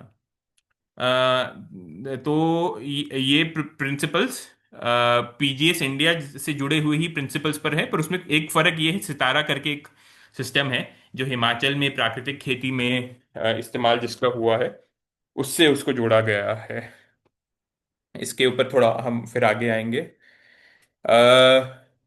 ये इस तरह से ये सर्टिफिकेशन सिस्टम देख रहे हैं, नेचुरल फार्मिंग सर्टिफिकेशन सिस्टम का, जिसमें कई चीजें तो समांतर रहेंगी। ये कृषि विभाग के सेक्रेटरी के इसमें आएगा, एक national advisory committee, national executive committee, PGS India secretariat, जिसको जो कि एनसीओएनएफ गाजियाबाद से उनका जो हेड ऑफिस है, और जोनल काउंसिल में रीजनल काउंसिल आरसी जो है नेचुरल फार्मिंग की, आरसी इधर जैविक खेती की, और उसके अंदर अलग अलग कैटेगरी बने हुए हैं। ये आप देख रहे होंगे इधर राइट में, रीजनल काउंसिल एनएफ के ऊपर पीजीएस इंडिया नेचुरल का एक अलग से एक लोगो ये रहेगा, उसी रंग का ही, उसी चीज का ही, पर वो एक नेचुरल लिखा हुआ रहेगा। अभी तक पीजीएस इंडिया ऑर्गेनिक उसमें लिखा हुआ रहता था।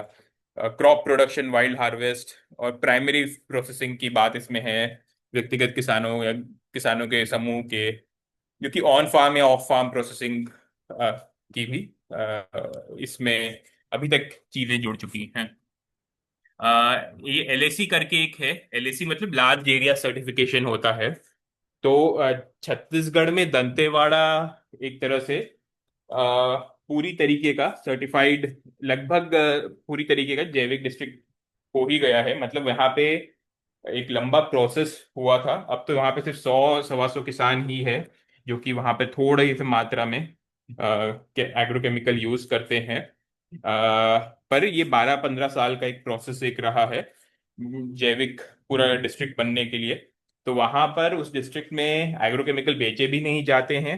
जो किसान इस्तेमाल कर भी रहे हैं वो अड़ोस पड़ोस के जो बॉर्डरिंग एरिया पे हैं, अड़ोस पड़ोस के जिले से वो लाते हैं। और वहां पे किसानों से ही मांग उठी थी कि यहाँ पर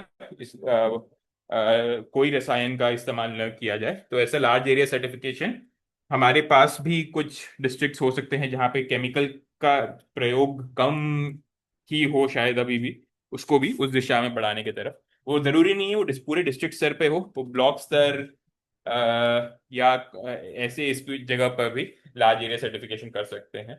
और दंतेवाड़ा के बाद कुछ और जगहों पर भी इस काम की थोड़ी शुरुआत हुई है, लक्षद्वीप वगैरह ये सब करते को। तो ये संभावना भी है नेचुरल फार्मिंग सर्टिफिकेशन में। अब हाँ, इससे आगे बढ़ते हैं। ये कुछ कुछ है, ये नेशनल बॉडीज जो हैं, ये पीजीएस की जो रहेंगी, नेशनल एडवाइजरी कमेटी, ये ऑलरेडी इनका ये बैठक होती है। और ये एनईसी एक है। इन सब पे ज्यादा समय नहीं बिता रहा क्योंकि ये राष्ट्रीय स्तर की थोड़ी बॉडी है, पर ये तो दिखाने के लिए दिखा दे रहा हूँ। पीजीएस इंडिया सेक्रेटरीट जो एनसीओएनएफ हुआ, वो एक डेटाबेस बना रहे हैं, मोबाइल ऐप जो सबसे टॉप लेफ्ट में है, वेब पोर्टल डेवलपमेंट इनके ऊपर काम कर रहे हैं।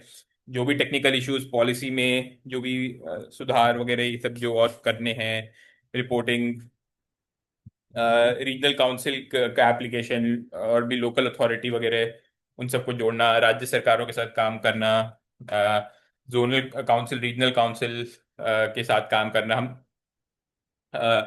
और बाकी जो एग्जीक्यूटिव एडवाइजरी कमेटी ट्रेनिंग वगैरह ये सब का जो काम है उसमें है।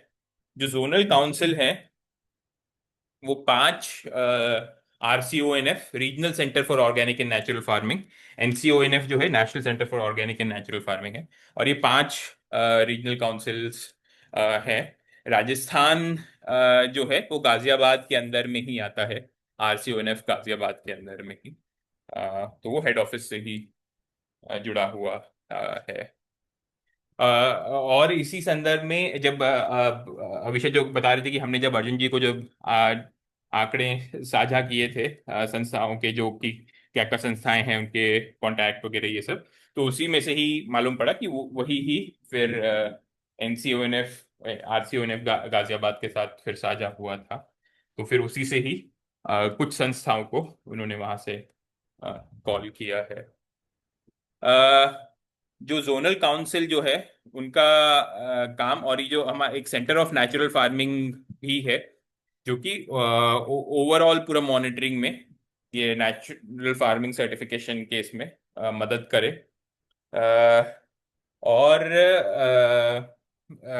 कैपेसिटी बिल्डिंग हो गई, जो भी कंप्लेंट्स वगैरह, मॉनिटरिंग, रेसिड्यू टेस्टिंग वगैरह ये सब वाले बात में, और भी जो एक्टिविटीज वगैरह हैं वो जोनल काउंसिल का काम है।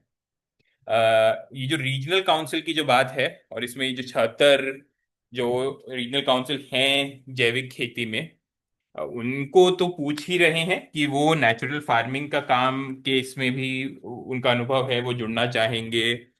और नई संस्थाओं से भी पूछ रहे हैं। तो पटेल जी, आपके पास भी जल्द ही संपर्क आएगा ही, या वागधारा में किसी और के पास, कि वो आरसी के इसमें जुड़ना चाहेंगे कि नेचुरल फार्मिंग में। तो ये जैसा काम पीजीएस ऑर्गेनिक में था वैसा ही पीजीएस नेचुरल में भी थोड़ा सा अब इसमें बदलाव है। और कई राजस्थान में भी जो स्टेट ऑर्गेनिक सर्टिफिकेशन एजेंसी है, वो भी शायद नेचुरल फार्मिंग का काम ले सकती है आरसी के तौर में, पर ये मालूम नहीं है।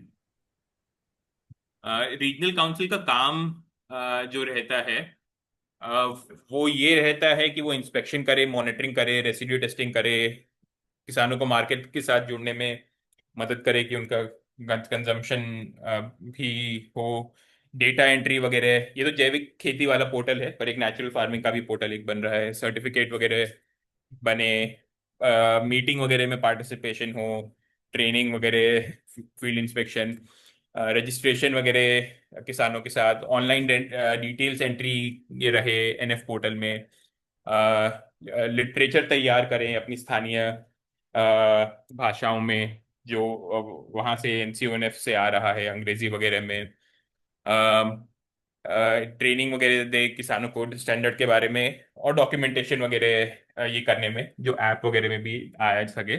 और इसके लिए ये एनएमएनएफ गाइडलाइंस जब आप देखेंगे तो इसमें 1 एकड़ में 1 हेक्टेयर में 2100 रुपये रखे हैं, तो मतलब एक क्लस्टर में 10,500 रुपये रखे हैं सर्टिफिकेशन के काम के लिए। फिर एक जो ये लोकल ग्रुप बनने की भी जो बात है इसमें। हेलो रोहित, थोड़ा सा बता सकते हो कितना अमाउंट रखा है थोड़ा? हेलो, कितना अमाउंट रखा है, कितने एकड़ के लिए रखा है, क्या कितना हेक्टेयर के लिए इन्होंने रखा है? रखा है इन्होंने 50 हेक्टेयर के लिए रखा है 10,500 रुपये। ये एक है जो जो एनएमएनएफ की गाइडलाइंस हैं उसमें ये लिखा है 2100 रुपये पर हेक्टेयर। और जैसे इसको एक बार आप इसको दोबारा से रिपीट करेंगे, आपने जो बोला हेक्टेयर का, उसका किस जी हिसाब से ये है? जी जी जी, तो ये इन्होंने जो अमाउंट रखा है जो सर्टिफिकेशन के काम के लिए है, इसमें गाइडलाइन के अनुसार इन्होंने 2100 रुपये पर हेक्टेयर रखा है। और एक क्लस्टर में 50 हेक्टेयर है, 10,500 रुपये, जिसमें जो पिछले स्लाइड में जो अलग अलग काम जो है ये गगनेश जी की ही पीपीटी से जो उन्होंने साझा की थी क्या क्या काम है रीजनल काउंसिल के लिए, तो वो इन सब चीज़ों में है। इस रिगार्डिंग मेरा एक और सवाल है आपसे।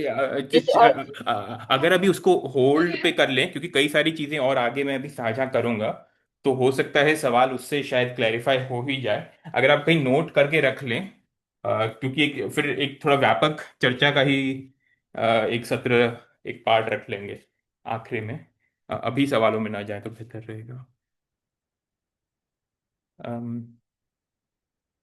तो जैसा कि इसमें कहा है कि एनएमएनएफ के जो क्लस्टर्स हैं वो तो एक लोकल ग्रुप बन ही सकते हैं, जो क्लस्टर्स बन रहे हैं जो स्कीम में नहीं है उनको भी जोड़ते हुए देखा जा सकता है। और जो लोकल ग्रुप है वो फिर अपने एक रिप्रेजेंटेटिव वगैरह को नॉमिनेट करते हुए देखें। अम, और इसमें ये संभावना भी है कि जो लोकल डेजिग्नेटेड अथॉरिटी है वेरिफिकेशन के लिए, संस्थाएं उस काम में भी रख सके। बाकी इन्होंने और भी लोकल डेजिग्नेटेड अथॉरिटी की जो बात है, gram panchayat, CRP, farmer master trainer, block level के agriculture department officials, ATMA officials, authorise CSO, local SHG leader, इन सब की संभावनाएं रखी हैं। और जो आरसी का जो रोल जो है, एक तरह से पूरा एक तरह से नेचुरल फार्मिंग की तरफ ट्रांजिशन का सपोर्ट वगैरह, कंप्लायंस वगैरह, ये सब की बात में रखा है। ये पीपीटी भी साझा कर देंगे तो आप थोड़ा और डिटेल में भी इसको देख पाएंगे। अभी मैं हर पॉइंट पे फोकस नहीं कर रहा हूँ, पर हाँ मुख्य जो बिंदु है उनके ऊपर काम कर रहा हूँ, बात रख रहा हूँ। अम, फिर जो क्लस्टर जो एक तरह से जो रहेगा, जो लोकल ग्रुप क्लस्टर जो है, उनका मोटा मोटा रोल जो रहता है, उनकी मीटिंग ट्रेनिंग हो, वो ये देखें कि एप्लीकेशन में एक दूसरे का वो आंकड़ा देखें, वेरीफाई करें, एक दूसरे का खेत ये देखें। पर ये नहीं रहेगा कि जैसे मान लीजिए मैं और अविशा अगर दो किसान रहे, तो अविशा मेरा देखे, मैं अविशा का देखूं, इस तरह से नहीं रहेगा। अविशा किसी और का, मैं अविशा का खेत, मेरा खेत कोई और, इस तरह से की भूमिका होनी चाहिए। अम, और कि किसान को खुद को भी डिक्लेयर करना रहेगा एक फॉर्म एक है, उस पर हम बाद में आएंगे कि क्या क्या वो प्रयोग कर रहे हैं, कि क्या क्या चीजें कर रहे हैं प्राकृतिक खेती में। और फिर किसान का जो समूह है वो आगे मिलेगा, और फिर पीयर अप्रेजल रिपोर्ट वो तैयार होगी, और फिर वो फिर ये जो नेचुरल फार्मिंग का जो पोर्टल है उसके ऊपर अपलोड किया जाएगा। और जैसे आज पीजीएस इंडिया का एक जैविक वाला सर्टिफिकेशन है, वैसे ये बात कर रहे हैं पीजीएस इंडिया का नेचुरल का करते हुए भी एक सर्टिफिकेशन इसमें आएगा। और इसमें 3 स्टार की बात ही की है लास्ट में, देखिए लास्ट लाइन, और 3 लोगो भी हैं। 1 सितारा, 2 सितारा, 3 सितारा की इन्होंने बात की है। ये हिमाचल से देखते हुए इन्होंने लिया है, जिससे थोड़ा ये भी समझा जाए कि कितना कन्वर्जन पीरियड रहेगा, और किसानों को भी रिकॉग्निशन में इसमें उनका लिया जाएगा। तो जो मोटा मोटा प्रोसेस जो एक तरह से ये है, वो तो ये कि जो भी किसान हैं, चाहे एक किसान हो, स्कीम से जुड़े हुए हों, रीजनल काउंसिल से जुड़े हुए हों, या फिर लोकल नेचुरल फार्मिंग इंस्टीट्यूशन की बात है। आप में से जिन लोगों को ध्यान में होगा, गाइडलाइन में एक लोकल नेचुरल फार्मिंग इंस्टीट्यूशन की भी बात की थी, जिसमें भी सिविल सोसाइटी इसकी जुड़ पाने की संभावना है। वो रहें, उनका क्लस्टर, उनका ग्रुप वगैरह रहे, उनका कोई रिप्रेजेंटेटिव रहे, बाकी उन सबका जो पूरा ट्रेनिंग सर्टिफिकेशन, उनका मीटिंग की तरह बैठने वाली ये बात रहे, वो रजिस्टर हों एक ऐप पोर्टल से, एक कुछ वो खुद अपनी अपनी जानकारी साझा करें, एक प्लेज लें, वो प्लेज पे बाद में पहुंचेंगे। फिर आरसी भी वो रेटिंग को वैलिडेट करें, वो किसानों की जानकारी को देखें, ग्रुप मेंबर्स भी उसमें पीयर वेरिफिकेशन करें, डॉक्यूमेंटेशन करें, और फिर वो आरसी को जानकारी दें। फिर आरसी एक बार फिजिकली भी एक बार वेरीफाई करे, आरसी या जो भी लोकल अथॉरिटी वगैरह है, और फिर डिजिटल सर्टिफिकेट क्यूआर कोड के साथ दिए जाएंगे, और फिर वेब पोर्टल वगैरह से जुड़ते हुए मार्केट कर पाने की भी संभावना रहेगी। और ये हर क्रॉपिंग सीजन में ये प्रोसेस करना रहेगा। और जो इन्होंने जो स्टैंडर्ड की जो बात की है नेचुरल फार्मिंग के,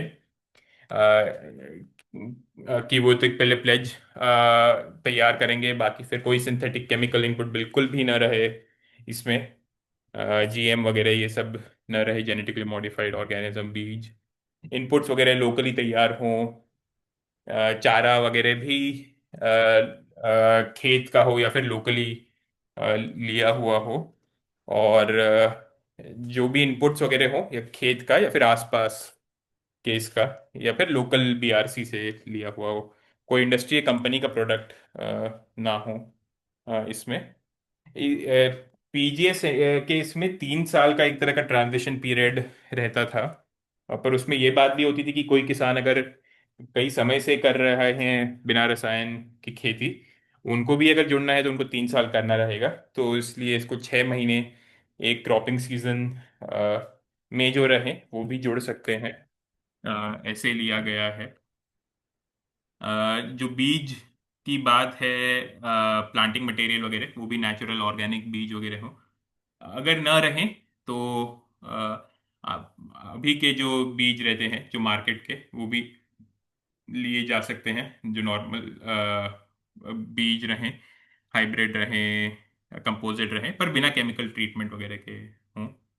सॉइल हेल्थ मैनेजमेंट के कई सारे इन्होंने बातें रखी हैं, मल्टी क्रॉपिंग, इंटरक्रॉपिंग, जो हम सब जानते हैं, ग्रीन मैन्योरिंग, मल्चिंग, जो ऑन फार्म बायोमास को रिसाइकिल किया जाए, खेत पे ही जो पशु रहें उन सबका गोबर मूत्र वगैरह, और अगर खुद के इसमें ना रहे तो दूसरे किसान या गौशाला वगैरह से भी ले सकें, और बाकी बीआरसी वगैरह पे कई सारे इनपुट्स वगैरह ले सकते हैं। और भी कोई और हम ट्रेडिशनल टेक्निक वगैरह भी जो रहे, कोई और बायो इनपुट वगैरह भी लोकली वाले हों, उनको भी लिया जा सकता है। प्री मॉनसून ड्राई सोइंग की बात, वो कई संस्थाओं का अनुभव भी रहा है इसमें, इस पे और बात नहीं करूंगा। मिश्रित खेती रखते हुए, और प्लांट प्रोटेक्शन प्रैक्टिसेस कि बिना रसायनों के क्या क्या प्रैक्टिसेस है। कंटैमिनेशन से बचने के भी इसमें तरकीबें रखी हों, जहाँ पे अलग अलग स्टोरेज वगैरह रहा हो प्राकृतिक इनपुट्स के लिए, बफर जोन रहे नेचुरल फार्म और कन्वेंशनल फार्म के बीच में। और कोशिश ये रहे कि इसमें पानी वगैरह ये कंटैमिनेटेड ना हो।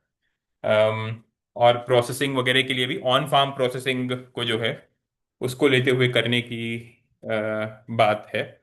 और इसमें collective processing, handling, storage, FPO वगैरह के माध्यम से भी अ, हो सकती हैं। और पानी, नमक वगैरह इन सब चीज़ों को भी दिया जा सकता है। बाकी प्रोसेसिंग मेथड्स में नेचुरल टाइप के ही processing methods, physical, mechanical, biological जो प्रोसेसिंग मेथड्स रहें। अम, और इसमें भी कोई केमिकल वगैरह, जीएम वगैरह से कंटामिनेशन वगैरह ना हो और मिक्स ना हो। अ, अ,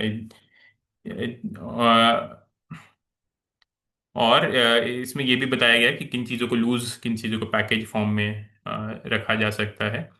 और जो सर्टिफिकेशन सिस्टम इसमें है, ये एक तरह का पूरा जो प्रोसेस जो है ये बता रहे हैं कैसे किसान से शुरू होते हुए अपलोड डिटेल करते हुए वो रजिस्टर हो, उनका अप्रूवल हो, फिर नीचे आए स्टैंडर्ड डॉक्यूमेंटेशन देखें, सर्टिफिकेट तैयार हो, और फिर वो ग्राहक तक पहुंचे उस तरीके से।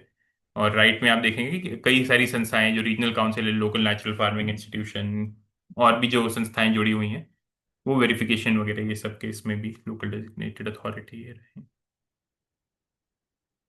ये एकदम जो बेसिक इंफॉर्मेशन है जो सेल्फ डिक्लेरेशन के लिए, जो सबसे बेसिक किसान की जानकारी को लेते हुए है। और ये उन्होंने अभी के इसमें ये रखा है कि क्या क्या इनपुट्स हैं। आप लेफ्ट में देख रहे हैं, इन्होंने कुछ स्पेसिफिक इनपुट्स के बारे में रखा है। कुछ और कॉन्कॉक्शंस वगैरह की भी बात की है, कुछ तैयार हुए हैं। ये अभी है, इसमें थोड़ा बदलाव की भी गुंजाइश, सुधार की भी इसमें गुंजाइश है। कितना अनुभव है नेचुरल फार्मिंग प्रैक्टिस करने में, कितने खेत में, खेत के कितने भाग में नेचुरल फार्मिंग हो रही है, सॉइल हेल्थ कार्ड में है तो कितना परसेंटेज सॉइल ऑर्गेनिक कार्बन है, ट्रेनिंग वगैरह अगर ली हो, और खेत में मोटा मोटा क्या चीज़ें तैयार की जा रही हो। इसमें जितना नंबर मिलेगा उसके हिसाब से 1 सितारा, 2 सितारा, 3 सितारा का इसमें मार्क रहेंगे। और एक सेल्फ डिक्लेरेशन फॉर्म भी ये भरना रहेगा कि वो प्राकृतिक खेती अ, कर रहे हैं, और बाहर से इनपुट नहीं ले रहे हैं, कोई सिंथेटिक इनपुट का प्रयोग नहीं कर रहे हैं, वगैरह वगैरह। एक थोड़ा लंबा सा इसको भी ट्रांसलेट वगैरह किया जाएगा। और ये बाकी जो इंस्पेक्शन जो हैं, जो किसान किसान के इसमें देखें, वो इन सब मापदंडों पे वो देखें कि बीज पहले तो कहाँ से, किस तरीके से लाया हुआ है, मिट्टी का जो स्वास्थ्य है, सेहत है, वो कैसे उसको रखा जा रहा है, अलग अलग फसलें, ग्रीन मैन्योर, फिर प्लांट प्रोटेक्शन को लेते हुए किस तरह से उसको ध्यान में रखा जा रहा है, कंटैमिनेशन रोकने के लिए कि रसायन का प्राकृतिक किससे मिलन ना हो, उसके लिए क्या रखा जा रहा है। तो ये मोटा मोटा एक तरह की समरी है। बस 1-2 स्लाइड और इसमें बाकी हैं। ये नेचुरल फार्मिंग सर्टिफिकेशन सिस्टम के इन्होंने क्या बेसिक टेक्निक्स इन्होंने सोची हैं। और तो हाँ, ये benefits of natural farming certification system जो उन्होंने बात कर रखी है, मैं उस पर नहीं जाऊंगा। थोड़ी सी बात एनपीओपी और पीजीएस पे भी थोड़ा रख लेते हैं। एनपीओपी आप में से कई लोग जानते होंगे, जो एक्सपोर्ट आधारित खेती रहती है। अ, और भारत में एक्चुअली जैविक खेती का जो सर्टिफिकेशन का है काम, वो एनपीओपी केस से ही, अपीडा केस में जो मिनिस्ट्री ऑफ कॉमर्स के अंदर में बैठती है उस केस में आया था। फिर बाद में पीजीएस लाया गया था। पीजीएस यानी एनपीओपी में जो खर्चा है वो 15,000 से 50,000 तक साल में आता है, ज़्यादा भी हो सकता है। पीजीएस का खर्चा काफ़ी कम रहता था, पीजीएस ऑर्गेनिक का रहता है अभी भी, कम रहता है। लेकिन कुछ लिमिटेशंस की भी बात होती हैं, और इसी में ही बस ये बात रखते हुए थोड़ा एक बार पटेल जी और डीएससी से भी जो साथी हैं वो भी एक बार थोड़ा अपना अनुभव, पहले एक्चुअली आप ही एक बार अपना अनुभव साझा कीजिएगा, पटेल जी और डीएससी से साथी हैं, कि आपका पीजीएस ऑर्गेनिक के इसमें अगर संक्षिप्त में अगर आप बात रख सकें कि क्या अनुभव रहा था, कुछ चुनौतियां भी अगर लगी थी तो।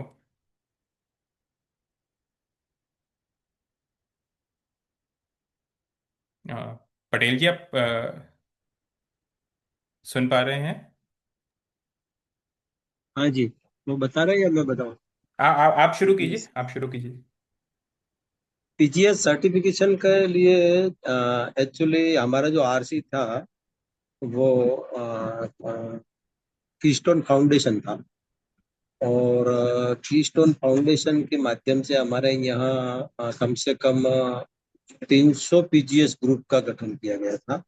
और उसके अंदर काफी चैलेंज की जहां तक बात करते हैं, तो हमने जो ग्रुप बनाए थे, तो 5 या 7 किसानों का एक समूह, जिसकी जमीन एक जगह पर्टिकुलर होनी चाहिए।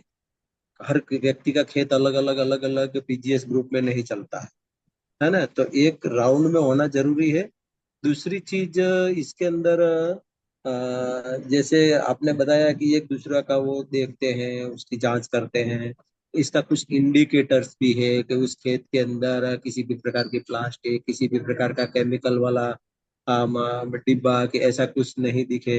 अंदर जा खेत में जाते ही पता चल जाता है कि भी यहाँ पर केमिकल यूज नहीं किया है। हाइब्रिड सीड भी यूज में नहीं किया जाएगा, देसी सीड यूज किया जाएगा। उस परिवार के वहाँ वो चीज देखने को मिलेगी कि जीवामृत है, वर्मी कंपोस्ट है, कंपोस्टिंग है, 10 परणी नीम आधारित दवाई, ऐसी जो बायो पेस्टिसाइड या वो मिलनी चाहिए। तो ये सब चीज इंडिकेटर है कि जो अपने साथ जुड़ा हुआ है वो इस तरह का यूज कर रहा है कि नहीं कर रहा है। यदि वो कुछ भी नहीं कर रहा है तो वो कोई जमीन के अंदर इतना तत्व तो है ही नहीं कि वो ऑर्गेनिक उस खेत के अंदर से पैदा कर पाए। तो चैलेंज तो है ही, क्योंकि किसान को कहीं न कहीं प्रोडक्शन का चैलेंज आ जाता है, कहीं न कहीं ये सब चीज बनाने में चैलेंज आ जाता है। तो ये चैलेंज का सामना करना पड़ रहा है। दूसरी चीज जो चैलेंज वाली बात है, शुरुआत में तो लोग जुड़ जाते हैं, लेकिन जब मार्केटिंग नहीं होती है उसकी, उसका प्रोडक्शन की मार्केटिंग नहीं होती है, एक तो इसमें चैलेंज आता है। दूसरी चीज, हर फसल में उसका पीयर रिव्यू फॉर्मेट भरना पड़ता है पीजीएस में। ऐसा नहीं कि भी आपने एक बार कर लिया तो उसको सर्टिफिकेट मिल जाएगा फिर वो रेगुलर करता रहेगा। आपने जितनी बार आपने सोइंग की, उसका उस खेत के अंदर आपने क्या सोइंग की है, और पीयर रिव्यू के अंदर बहुत सा लंबा चौड़ा 2-3 पेज का फॉर्मेट होता है कि अभी आपने क्या क्या सोइंग की है, आपने कब उसकी जर्मिनेशन प्रतिशत क्या था, आपने जैविक क्या क्या इनपुट दिया है, बायो बायो इनपुट क्या क्या दिया है आपने। तो ये सब चीज अंदर मेंशन करनी पड़ती है। और जब आप सर्टिफिकेशन के अंदर नंबर रहता है, वो नंबर के माध्यम से वो यदि कोई भी किसान कोई भी व्यक्ति जांच करना चाहे तो उसके माध्यम से पता चल जाता है कि भी ये प्रोडक्ट तो उस खेत के अंदर था ही नहीं, तो ये प्रोडक्ट ये सर्टिफिकेशन में कैसे ही प्रोडक्ट आया। तो ये ऑनलाइन सब पता चल जाता है कि उस खेत के अंदर क्या बोया था, क्या कितना उत्पादन हुआ, वो सब चीज उसके अंदर आ जाता है। तो ये मोटा मोटा पीजीएस के ऊपर जो है वो इस टाइप का है। धन्यवाद, धन्यवाद पटेल जी। कुछ और अगर आप जोड़ना चाहें, कुछ और चुनौतियां आई हो या क्या चीज़ अच्छे से के उसमें रही हो, अगर और कुछ। हाँ। चुनौतियां तो मैं आपको बता रहा हूँ ना कि भी इनका रेगुलर फॉलोअप जरूरी है। यदि एक बार जोड़ने के बाद वापस उसको आप भूल जाओगे तो वो तो किसान है, वो भी भूल जाते हैं। तो ये रेगुलर उसका फॉलोअप, और जब तक आप रेगुलर फॉलोअप नहीं करेंगे, उसकी हर महीने या कम से कम उसकी जो फसल की सीजन है उसमें रेगुलर उनका जो प्रशिक्षण है कि भी 10 कैसे बनाई जाती है, नीम आधारित उसका जो बीमारी है वो बीमारी के सामने कैसे कौन सी दवाई यूज करनी है वो इनको बताना है। ये सब चीज उसके सामने अपन को करना बहुत जरूरी है, तब जाके ये आपका कोई भी पीजीएस सर्टिफिकेशन है या जो भी है वो काम आता है और कर पाता है। धन्यवाद, धन्यवाद पटेल जी। डीएससी से भी अगर साथी अगर अभी भी हैं, वो भी अगर कुछ साझा करना चाहें अपने अनुभव के बारे में। अभिषेक, अगर तुम्हें ध्यान में हो कौन थे डीएससी से? पिंकेश जी थे, पिंकेश मीना है अभी एक्चुअल में। हाँ। पिंकेश जी, आप कुछ कहना चाहेंगे?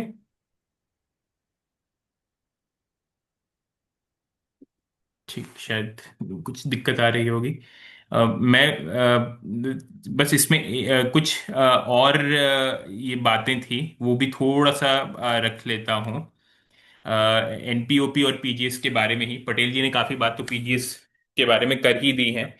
पर ये एनपीओपी में जो एक बात ये आती है कि जो सर्टिफिकेशन है वो काफी महंगा हो जाता है किसान के लिए ये बेयर करना। और ये एक थोड़ा एक्सपोर्ट ओरिएंटेड ज़्यादा रहता है, जबकि हमारी इन संस्थाओं में अक्सर ये सोच भी रहती है कि हम स्थानीय कंजम्पशन को थोड़ा एक तरह से फोकस मोटिवेट कर सकें। और इसमें बहुत सारा अत्यधिक एक तरह का पेपर वर्क वगैरह रहता है, उसमें प्रोडक्ट को सर्टिफाई किया जाता है, अ, किसान को नहीं। और काफ़ी चेंजेस वगैरह जो रहे अगर फसलों में तो वो काफ़ी मुश्किल हो जाता है। और एनपीओपी जो है उसमें काफ़ी फ्रॉडुलेंस भी थोड़ा देखा गया है। कई सारे एजेंसीज हैं जिनको डीबार भी किया गया है पीडा सर्टिफिकेशन से। और अब तो थोड़ा देश के साथ साथ विदेश में भी काफ़ी भारत के जैविक सर्टिफिकेशन के एनपीओपी को लेते हुए कई सवाल भी उठे हैं। और पीजीएस ऑर्गेनिक को लेते हुए भी कुछ और बातें भी पटेल जी ने कुछ बातें तो रखी थी कि व्यक्तिगत किसान जो है वो अक्सर उनका जुड़ पाना काफ़ी मुश्किल रहता है, समूह के माध्यम में ही हो पाता है। तो वो ये कोशिश कर रहे हैं कि पीजीएस नेचुरल फार्मिंग में उसका अ, एक आंसर एक निकाल पाए। आरसीज के लिए, रीजनल काउंसिल के लिए फंड की जो बात है वो अक्सर उनमें आने में काफ़ी डिलेज रहे हैं, काफ़ी देरी रही हैं। कई सारे रीजनल काउंसिल को अपना काम रोकना भी पड़ा है। तो ये वाला एक तरह का जो पीजीएस ऑर्गेनिक का जो अनुभव है ये नेचुरल के लिए भी एक तरह से एक इंफॉर्मेशन है जिससे संस्थाएं खुद भी एक तरह से फैसला ले सकती हैं कि वो पीजीएस नेचुरल फार्मिंग के सर्टिफिकेशन में जुड़ना चाहेंगे क्या। तो चुनौतियां भी ये रह सकती हैं जो आरसी रहें उनके लिए इस तरह की। जरूरी नहीं है कि ऑर्गेनिक में हुआ है तो नेचुरल में भी हो, पर संभावनाएं हैं कि ये कुछ रहे हैं। और पीजीएस के भी एक तरह से ऑथेंटिसिटी पे उनका जो एक तरह का मॉनिटरिंग प्रोसेस है उसका इम्प्लीमेंटेशन हो पाना हमेशा वो उतना उसमें भी थोड़े चैलेंजेस आगे आए हैं, ऐसा कई संस्थाओं ने ऐसा थोड़ा बताया भी है।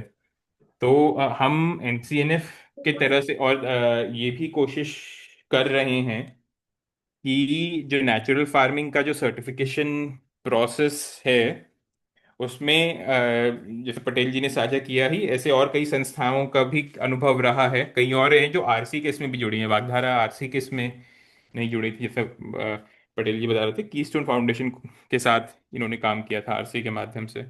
तो उनको लेते हुए थोड़ा जो गाइडलाइंस भी जो बनी है और भी कुछ कुछ लिमिटेशंस जो थोड़ी देख पा रहे थे उनको लेते हुए थोड़ा सुधार कर पाए, भेज पाए। जैसे ये जो कुछ इनपुट्स की जो बात है इन्होंने बहुत ही स्पेसिफिक इनपुट्स की ही बात की है, बीजामृत, जीवामृत, घन जीवामृत वगैरह। मिट्टी के इसके लिए और भी इनपुट्स हो सकते हैं जो किसान ने खुद बनाए हों। तो ऐसे कई सारे सुझाव सुधार की बात है जिनको लेते हुए ये बात बन रही थी कि थोड़ा सुधार भेजना चाहिए। तो ये तो एनसीएनएफ के स्तर पे ये प्रयास होगा ही। और साथ ही साथ जैसे एनएमएनएफ की गाइडलाइन आई थी उनको भी लेते हुए राज्य सरकारों को भी सुझाव दिए थे, तो राज्य सरकारों के माध्यम से गए थे। यहाँ पर भी केंद्र सरकार ने मांगा है राज्य सरकार से सुझाव के लिए।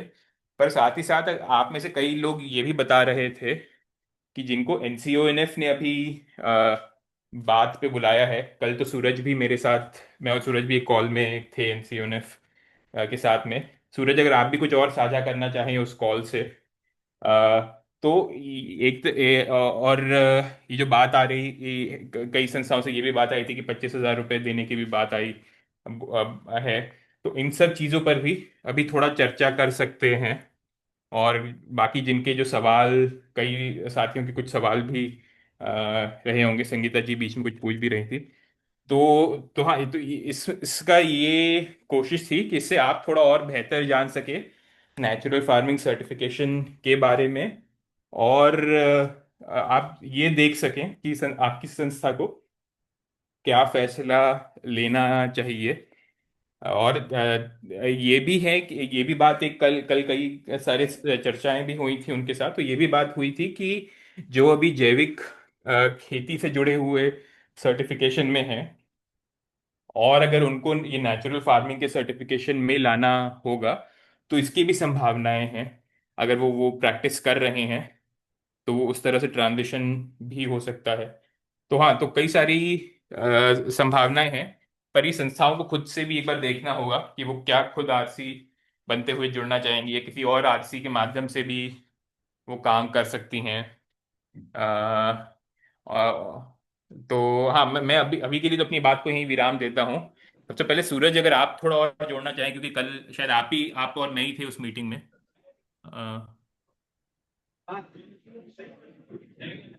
ये आपके क्या, आपको कैसी लगी कल की मीटिंग एनसीओएनएफ के साथ, गगनेश जी के साथ? और फिर बाकी साथियों के लिए भी एक बार हम खोल सकते हैं उसके बाद। सूरज। हेलो। हाँ हाँ। हेलो। हाँ रोहित, आवाज आ रही है मेरी? जी जी जी। जी। सो कल की कॉल में भी जो मेरे को समझ में आया कि डॉक्टर गगनेश काफी इंटरेस्टेड हैं, और प्लस सीएसओज हों या ग्रास रूट लेवल पे एफपीओज हों, हर एक के साथ काफी एक्टिवली एंगेज हो रहे हैं, और बहुत बड़ा स्कोप है पर्टिकुलरली सर्टिफिकेशन में। सो उनकी तरफ से जो मैं समझ पाया वो यही है कि अगर हम लोग के पास एक फार्मर बेस है और वो इस पूरे सर्टिफिकेशन सिस्टम से जुड़ना चाह रहा है, तो हमें में से कोई भी अगर रीजनल काउंसिल के लिए अप्लाई करना चाहे तो वो डायरेक्टली अप्लाई कर सकता है। तो आई थिंक काफी अच्छा मौका है जहाँ पे सेंट्रल गवर्नमेंट पूरा एनएमएनएफ के थ्रू नेचुरल फार्मिंग पे सपोर्ट कर रही है, काम को आगे बढ़ा रही है। स्टेट गवर्नमेंट में भी जो डायरेक्टर सर हैं वो भी हम लोग के साथ काफी सपोर्टिव हैं, और ओवरऑल जब एनसीओएनएफ खुद आगे आके हम लोग को प्रपोज कर रहा है सामने से कि आप लोग इस तरीके के काम को आगे बढ़ाओ, तो आई थिंक हम लोग को काफी तेजी से बढ़ना चाहिए। इनफैक्ट हमको भी कॉल आया ये आरसी के लिए, और उसमें उनका यही था कि आप लोग अप्लाई कीजिए। ऑलमोस्ट मतलब बहुत बोल रहे हैं कि जल्दी का ही प्रोसेस है ये। सो बेसिकली एक चीज जो उनकी रिक्वायरमेंट समझ में आ रही है कि फार्मर नेटवर्क जो है आपका वो स्ट्रांग होना चाहिए। सर्टिफिकेशन में जो भी स्टैंडर्ड्स हैं उसको आप ढंग से मॉनिटर करो, आगे बढ़ाओ। और प्लस एक जो सेग्रीगेशन उन्होंने किया, जो ये नेशनल मिशन और नेचुरल फार्मिंग चल रहा है और सर्टिफिकेशन, वो ये कि इन दोनों को आप कंबाइन करके मत देखिए। सर्टिफिकेशन में आपको कोई financial support as such commit नहीं कर रहे हैं वो, एकदम ये सेपरेट चीज है। जिसमें जो एनएमएनएफ है उसमें जिन फार्मर्स का आप एनरोलमेंट करा रहे हो, उनकी जो भी स्कीम्स हैं, चाहे वो बीआरसी के थ्रू सपोर्ट दिलाना हो या फार्मर्स के लेवल पे जो सपोर्ट गवर्नमेंट कर रही है, वो एकदम सेपरेट है। बट सर्टिफिकेशन जो है डायरेक्टली हम एनसीओएनएफ के साथ मिलकर इस पूरे जो हमारा फार्मर बेस है उनके लिए हम लोग कर सकते हैं। तो ये कल जो मेरे को समझ में आया उसका छोटा ब्रीफ है। या थैंक यू सूरज। अब बाकी साथी भी जिनको थोड़ा रीच आउट किए हैं, महेश जी आप भी थोड़ी बात कह रहे थे, वो भी अगर करना चाहें, और चर्चा के लिए भी खोल सकते हैं, संगीता जी और भी कई दिलीप जी, लोग। मैं ये कह रहा हूँ कि जो आरसी के लिए जो बात कर रहे हैं, तो आरसी के लिए, आरसी को कुछ टारगेट वहां से दिया जाएगा, यदि इतना नहीं हुआ तो वो आरसी उनकी कैंसिल हो सकती है। दूसरी चीज, यदि आरसी जब दूसरों का सर्टिफिकेशन के लिए जब काम करती है, तो वो कितनी फीस सामने वाले से प्रति सर्टिफिकेशन के ऊपर ले सकती है, ये सब चीज के ऊपर कुछ बाइफरकेशन है आपके पास या नहीं? पटेल जी, अभी तो बस यही ही जानकारी बस है जो गाइडलाइन में आया था। यही वो 2100 रुपये पर हेक्टेयर की वो बात। वो तो गवर्नमेंट देगी आरसी को। Correct, correct. बस ये, बस अभी के लिए तो बस इतनी ही जानकारी है। और कोई लेकिन जानकारी लेकिन मेरे पास तो नहीं है। और एक किसी साथी के पास कुछ है तो। एक कल जो डायरेक्टर सर में बोल रहे थे, उन्होंने शायद 1000 रुपये पर फार्मर तक बोला था, पर साइकिल का। पर साइकिल का पर साइकिल 1000 रुपये उन्होंने पर कंफर्म नहीं फार्मर। बोला था, 6 पर फार्मर।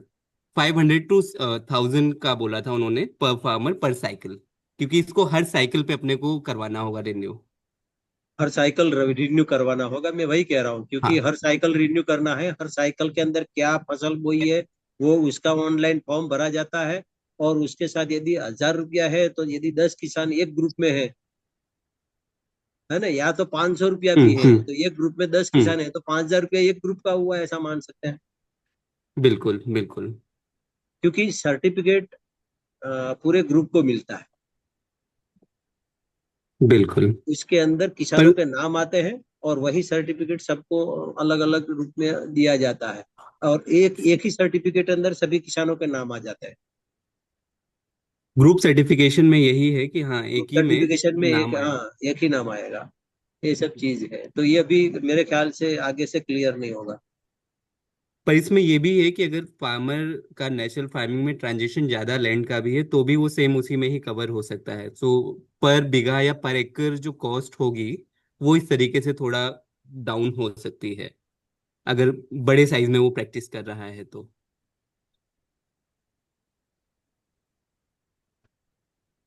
अब वो हो सकता है। जी।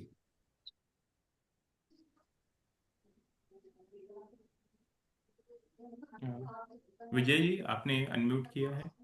हाँ रोहित जी, मेरे एक क्वेश्चन ये था कि हम लोग ट्रेशनेबिलिटी की बात करें तो ये फार्मर बेस्ड होगा या फिर ऑर्गेनाइजेशन बेस्ड होगा? यानी किस तरह से आप बता रहे थे? ये जो सर्टिफिकेट भी जो बनेगा, हम्म। वो तो एक फार्मर स्तर पे ये बनेगा, कि जो क्यूआर कोड में। तो इसमें पटेल जी, जो पीजीएस ऑर्गेनिक का था उससे थोड़े से कुछ चीजें अलग भी हैं। इसमें ये भी बात की थी कि व्यक्तिगत किसान का भी इसमें सर्टिफिकेशन व्यक्तिगत हो सकता इसमें है। भी, और इस व्यक्तिगत यदि बड़ा किसान है तो व्यक्तिगत हो सकता है, लेकिन यदि इसमें भी व्यक्तिगत इसमें होगा आपके अंदर, नो डाउट। लेकिन व्यक्तिगत में तो और ज्यादा समस्या आ सकती है, क्योंकि व्यक्तिगत इसीलिए कि मेरा पड़ोसी है वो केमिकल यूज कर रहा है, तो करेक्ट, करेक्ट, ऑटोमेटिक कंटामिनेशन इसमें काफी चैलेंज आएगा। करेक्ट, बॉर्डर बॉर्डर क्रॉप का है, उसका पानी मेरे खेत में आ सकता है। तो करेक्ट, व्यक्तिगत करना तो बहुत टिपिकल में टिपिकल है। करेक्ट, इससे करेक्ट। अच्छा है यदि ग्रुप में करेंगे, तो ग्रुप में तो इतना इश्यू नहीं आएगा, बिल्कुल, क्योंकि मेरा एक चारों तरफ से 4-5 किसानों को संभालना है। यदि चारों तरफ खेत है तो चारों तरफ कहीं ना कहीं कंटामिनेशन उस खेत के अंदर आएगा आएगा, बिल्कुल, बिल्कुल। तो ये इश्यू रहेगा। एक्चुअली मेरा ये क्वेश्चन भी था इसमें कि फार्मर सपोर्ट 500 से 1000 बताया है, तो इसमें फार्मर का एक लैंड है, तो वो तो फिक्स करना पड़ेगा हमें जेई टेकिंग की से करके। तो कुछ ऐसा फिक्स है कि कितने एरिया को सर्टिफिकेट करेंगे, उसका कुछ एक नंबर है कि 1 हेक्टेयर या इससे छोटा लैंड होना चाहिए? नहीं, तो एक तो इसमें ये है कि इसमें ये रखा है कि कोई मिनिमम साइज नहीं रखी है। अच्छा। पीजीएस ऑर्गेनिक में था एक कुछ 2000 स्क्वायर फीट वगैरह की मिनिमम साइज। इसमें ऐसा कुछ नहीं रखा है। और इसमें ये भी है कि अगर आपका मान लीजिए पार्शियल ट्रांजिशन अगर हुआ है कुछ भाग में, तो आप वो भी भर सकते हैं ये अपने फॉर्म में। आपने एक जगह देखा होगा, फॉर्म में ये भी था कि 50% से कम है ये या फिर 50% से ज्यादा या पूरे खेत में, तो जितना है उतने में भी ये रखा जा सकता है। और फिर उस हिसाब से इन्होंने पॉइंट्स की बात रखी है कि इतना अगर पूरा खेत हुआ तो इतना पॉइंट, कितने समय से आप कर रहे हैं उस हिसाब से अलग अलग पॉइंट्स रहेंगे।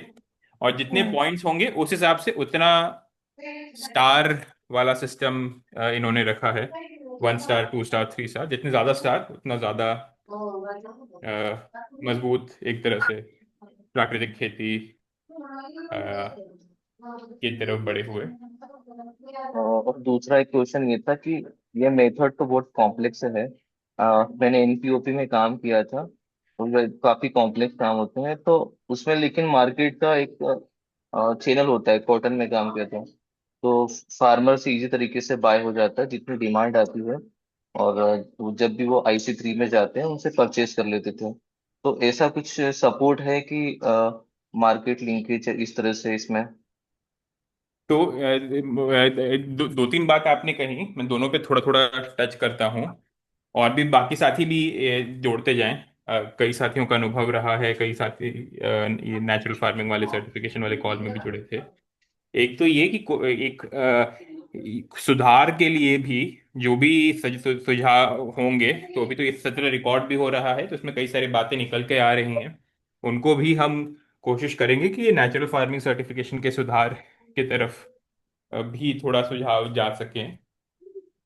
दूसरा ये कि मार्केट को लेते हुए, एक तो अक्सर जो बात होती है कोलिशन में, वो एक तो ये बात होती है कि हम पहले तो अपने लोकल कंजम्पशन वगैरह की तरफ इसको रखें, और फिर उसमें दूसरा कि स्थानीय मार्केट भी बना सके। स्थानीय मार्केट पे या तो जिले स्तर पे या फिर कुछ बड़े शहरों वगैरह की तरफ जो हमारे राज्य में ही, राजस्थान में ही, और हॉस्पिटल वगैरह वगैरह ऐसे ऐसे अलग अलग जगहों पे लोकल मार्केट पे काम उतना हुआ नहीं है, पर उसके तरफ बढ़ना है। ये तो राजस्थान में भी जो एक लोकल मार्केट का जो एक वर्किंग ग्रुप बना है, उसके कुछ सत्रों में ये निकलते हुए आया है। और फिर तीसरा, ये जो बात रखे थे कल, वो ये भी बात कर रहे थे कि ये नेशनल कोऑपरेटिव और ऑर्गेनिक लिमिटेड, NCOL वगैरह, ऐसे कई, ये जो अमूल और कई लोगों ने बनाया है, उनको भी जोड़ने का इसमें रख सकते हैं। पर हाँ, ये हमें भी देखना होगा कि हम किस तरह का मार्केट चाहेंगे। स्थानीय मार्केट केंद्रित रखें और फिर ऐसे इनको देखते हुए रखें। और जैविक के इसमें एक और सर्टिफिकेशन में एक ये भी एक विकल्प आज के तौर पे ये रहता है कि जिनका 12 लाख से कम का टर्नओवर रहता है, जिन किसान का, या कोई ऐसे दुकान वगैरह जिनका 50 लाख से कम का टर्नओवर रहता है, तो वो भी उसको अगर डायरेक्ट ट्रेसिबिलिटी रहे, तो फिर, और किसान सीधा ग्राहक को बेच रहा है या फिर किसान से दुकान और दुकान से सीधा ग्राहक में जा रहा है, तो फिर उसको बिना सर्टिफिकेशन के रहते हुए भी जैविक कहा जा सकता है। क्योंकि सर्टिफिकेशन की एक तो जरूरत तब आती है जब एक तरह का विश्वास के लिए एक विकल्प होता है। और अगर ग्राहक और किसान सीधे सीधे जुड़े हों, या दुकान और ग्राहक सीधे सीधे जुड़े हों, और किसान दुकान से सीधे सीधे जुड़ा हो, तब फिर एक उस सर्टिफिकेशन के विकल्प भी आते हैं।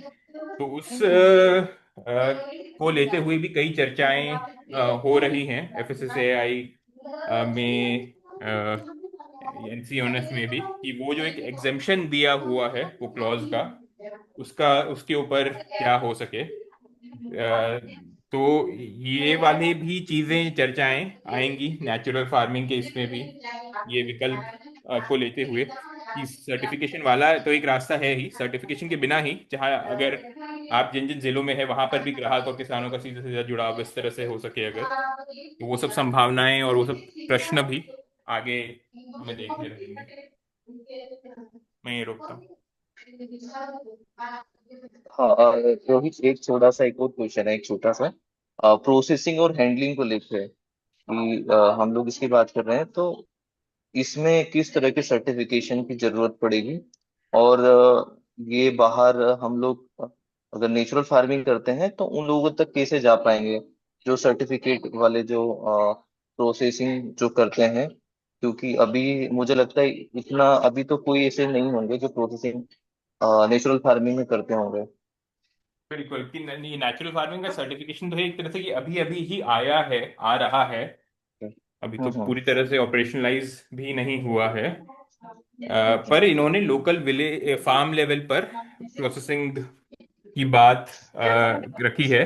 या फिर साथ ही साथ अगर कोई एफपीओ वगैरह ये भी कुछ प्रोसेसिंग अगर करे तो उनके उस लेवल पर भी प्रोसेसिंग की संभावना इन्होंने रखी है। अच्छा। तो कुछ अगर इस तरह के कुछ अगर मिल पाए कि एफपीओ से किस तरह से हम लोग प्रोसेसिंग का सर्टिफिकेट कर सकते हैं, तो एक तो ये भी है। जी जी, बिल्कुल हाँ। बिल्कुल उसमें। हाँ, तो हमें हाँ किस तरह से मशीनरी या फिर अदर चीजों की नीड होगी, या जो भी उनके कंप्लायंसेस होंगे नेचुरल फार्मिंग के, बट इसमें उतना डिटेल्स में दिया नहीं था। बिल्कुल, अभी तक तो उस पर पहुंचे नहीं, उस स्तर पे पहुंचे नहीं है अभी तो। बस ये हो सकता है, बस ये बात रखी है। ठीक है, थैंक यू। महेश जी, आप भी कुछ कहना चाहेंगे? आप पहले भी कुछ पूछ रहे थे।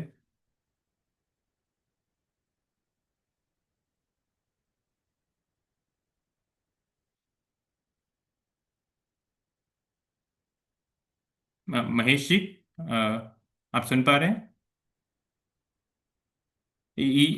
उससे पहले एक महेश जी, पता नहीं वो जुड़ पा रहे हैं कि नहीं। एक और बात ये भी है कि ये जो जैविक पीजीएस के लिए भी जो सर्टिफिकेशन में जुड़ना चाह रहे थे तो उनको 25,000 रुपये डिपॉजिट करने थे। और एक रिसिप्ट वगैरह भी उनको दिया जा रहा था। तो ये भी एक सवाल निकला था कुछ समूहों का ऑफलाइन। तो मैं सोचा ये वाला भी एक बार टच कर सकूं, कर दूं।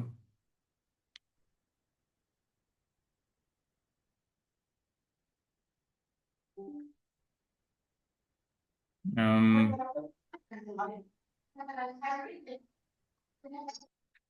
कोई और साथी अगर कुछ पूछना चाहे या कुछ उनको कुछ सुझाव देने हों, अ, या थोड़ा टाइम लेके एक बार थोड़ा ये सब रिफ्लेक्ट करेंगे, डॉक्यूमेंट्स भी एक बार साझा कर दें। रोहित, प्लीज आपका नंबर चैट में शेयर कर दीजिए। अभी मुझे तो और थोड़ा सा डिटेल्स में अगर बात करनी हो तो। जी जी, मैं एक बार यहीं पर ही सबके साथ एक बार साझा कर दूंगा। चैट में रख दिया है मैंने।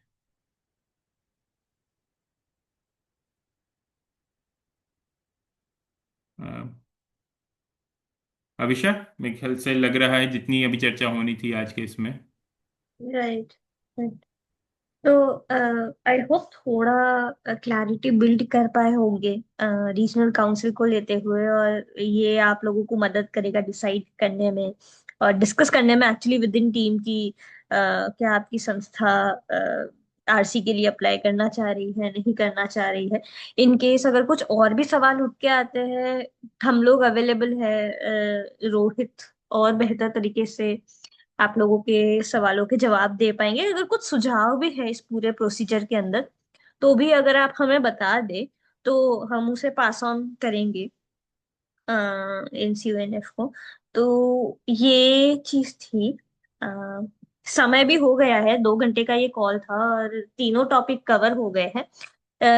सिर्फ रिमाइंड करने के लिए फिर से, बीआरसी का जो भी आप डिटेल्स दे रहे हैं वो हार्ड कॉपी अपने जेडीए को दे और साथ ही सॉफ्ट कॉपी हमें भी फॉरवर्ड करें अलोंग विद 2 मेल आईडी और जेडीए का मेल आईडी जो आप लोगों को शेयर किया है।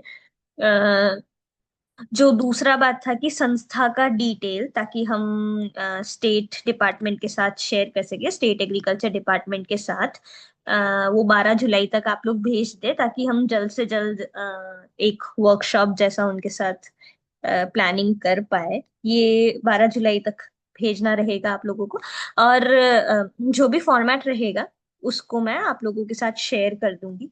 और रीजनल काउंसिल को लेते हुए कोई भी सवाल रहे तो आप पूछ सकते हैं। तो यस, यही था तो हम अब कंक्लूड भी कर सकते हैं अगर किसी और के कुछ क्लोजिंग रिमार्क या कुछ क्वेश्चंस ना हो तो।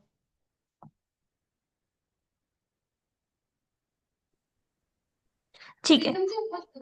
अभी सर मेरा हाँ। एक सवाल है। मैं लेट ज्वाइन किया था, सो मे बी वो कवर हुआ होगा। जो बीआरसी के लिए जो गवर्नमेंट को भेजना है हमको डेटा, सो वो इंडिविजुअल फार्मर का एप्लीकेशन भेजना है कि ऑर्गेनाइजेशन के बिहाफ पे कि ये 10 बीआरसी हमारे पास है, उनका डिटेल ये है, ये थोड़ा सा। इंडिविजुअल रोहित।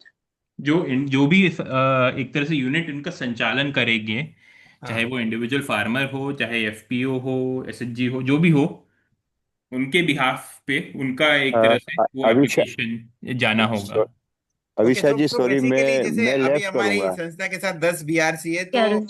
हम लोगों ने जो रेस्पॉन्स बनाया था वो 10 के हिसाब से बनाया था और उसका लिस्ट लगाया था, तो वो इंडिविजुअल के हिसाब से हम कर रहे हैं, राइट?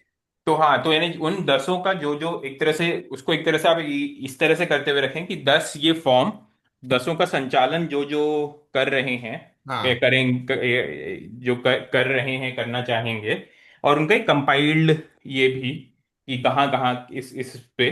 पर हाँ, पर एक तरह से आपको 10 फॉर्म भरने रहेंगे। वो बात है। ठीक है। Right. Thank you. Padam ji, इसका रिकॉर्डिंग भी किया है, आप एक बार क्विकली सुन सकते हैं। आप लास्ट के 10 मिनट में जुड़े थे तो बहुत सारा सवाल एक्चुअल में था जो डिस्कस हुआ, तो शायद और क्लैरिटी बिल्ड करने में मदद करेगा।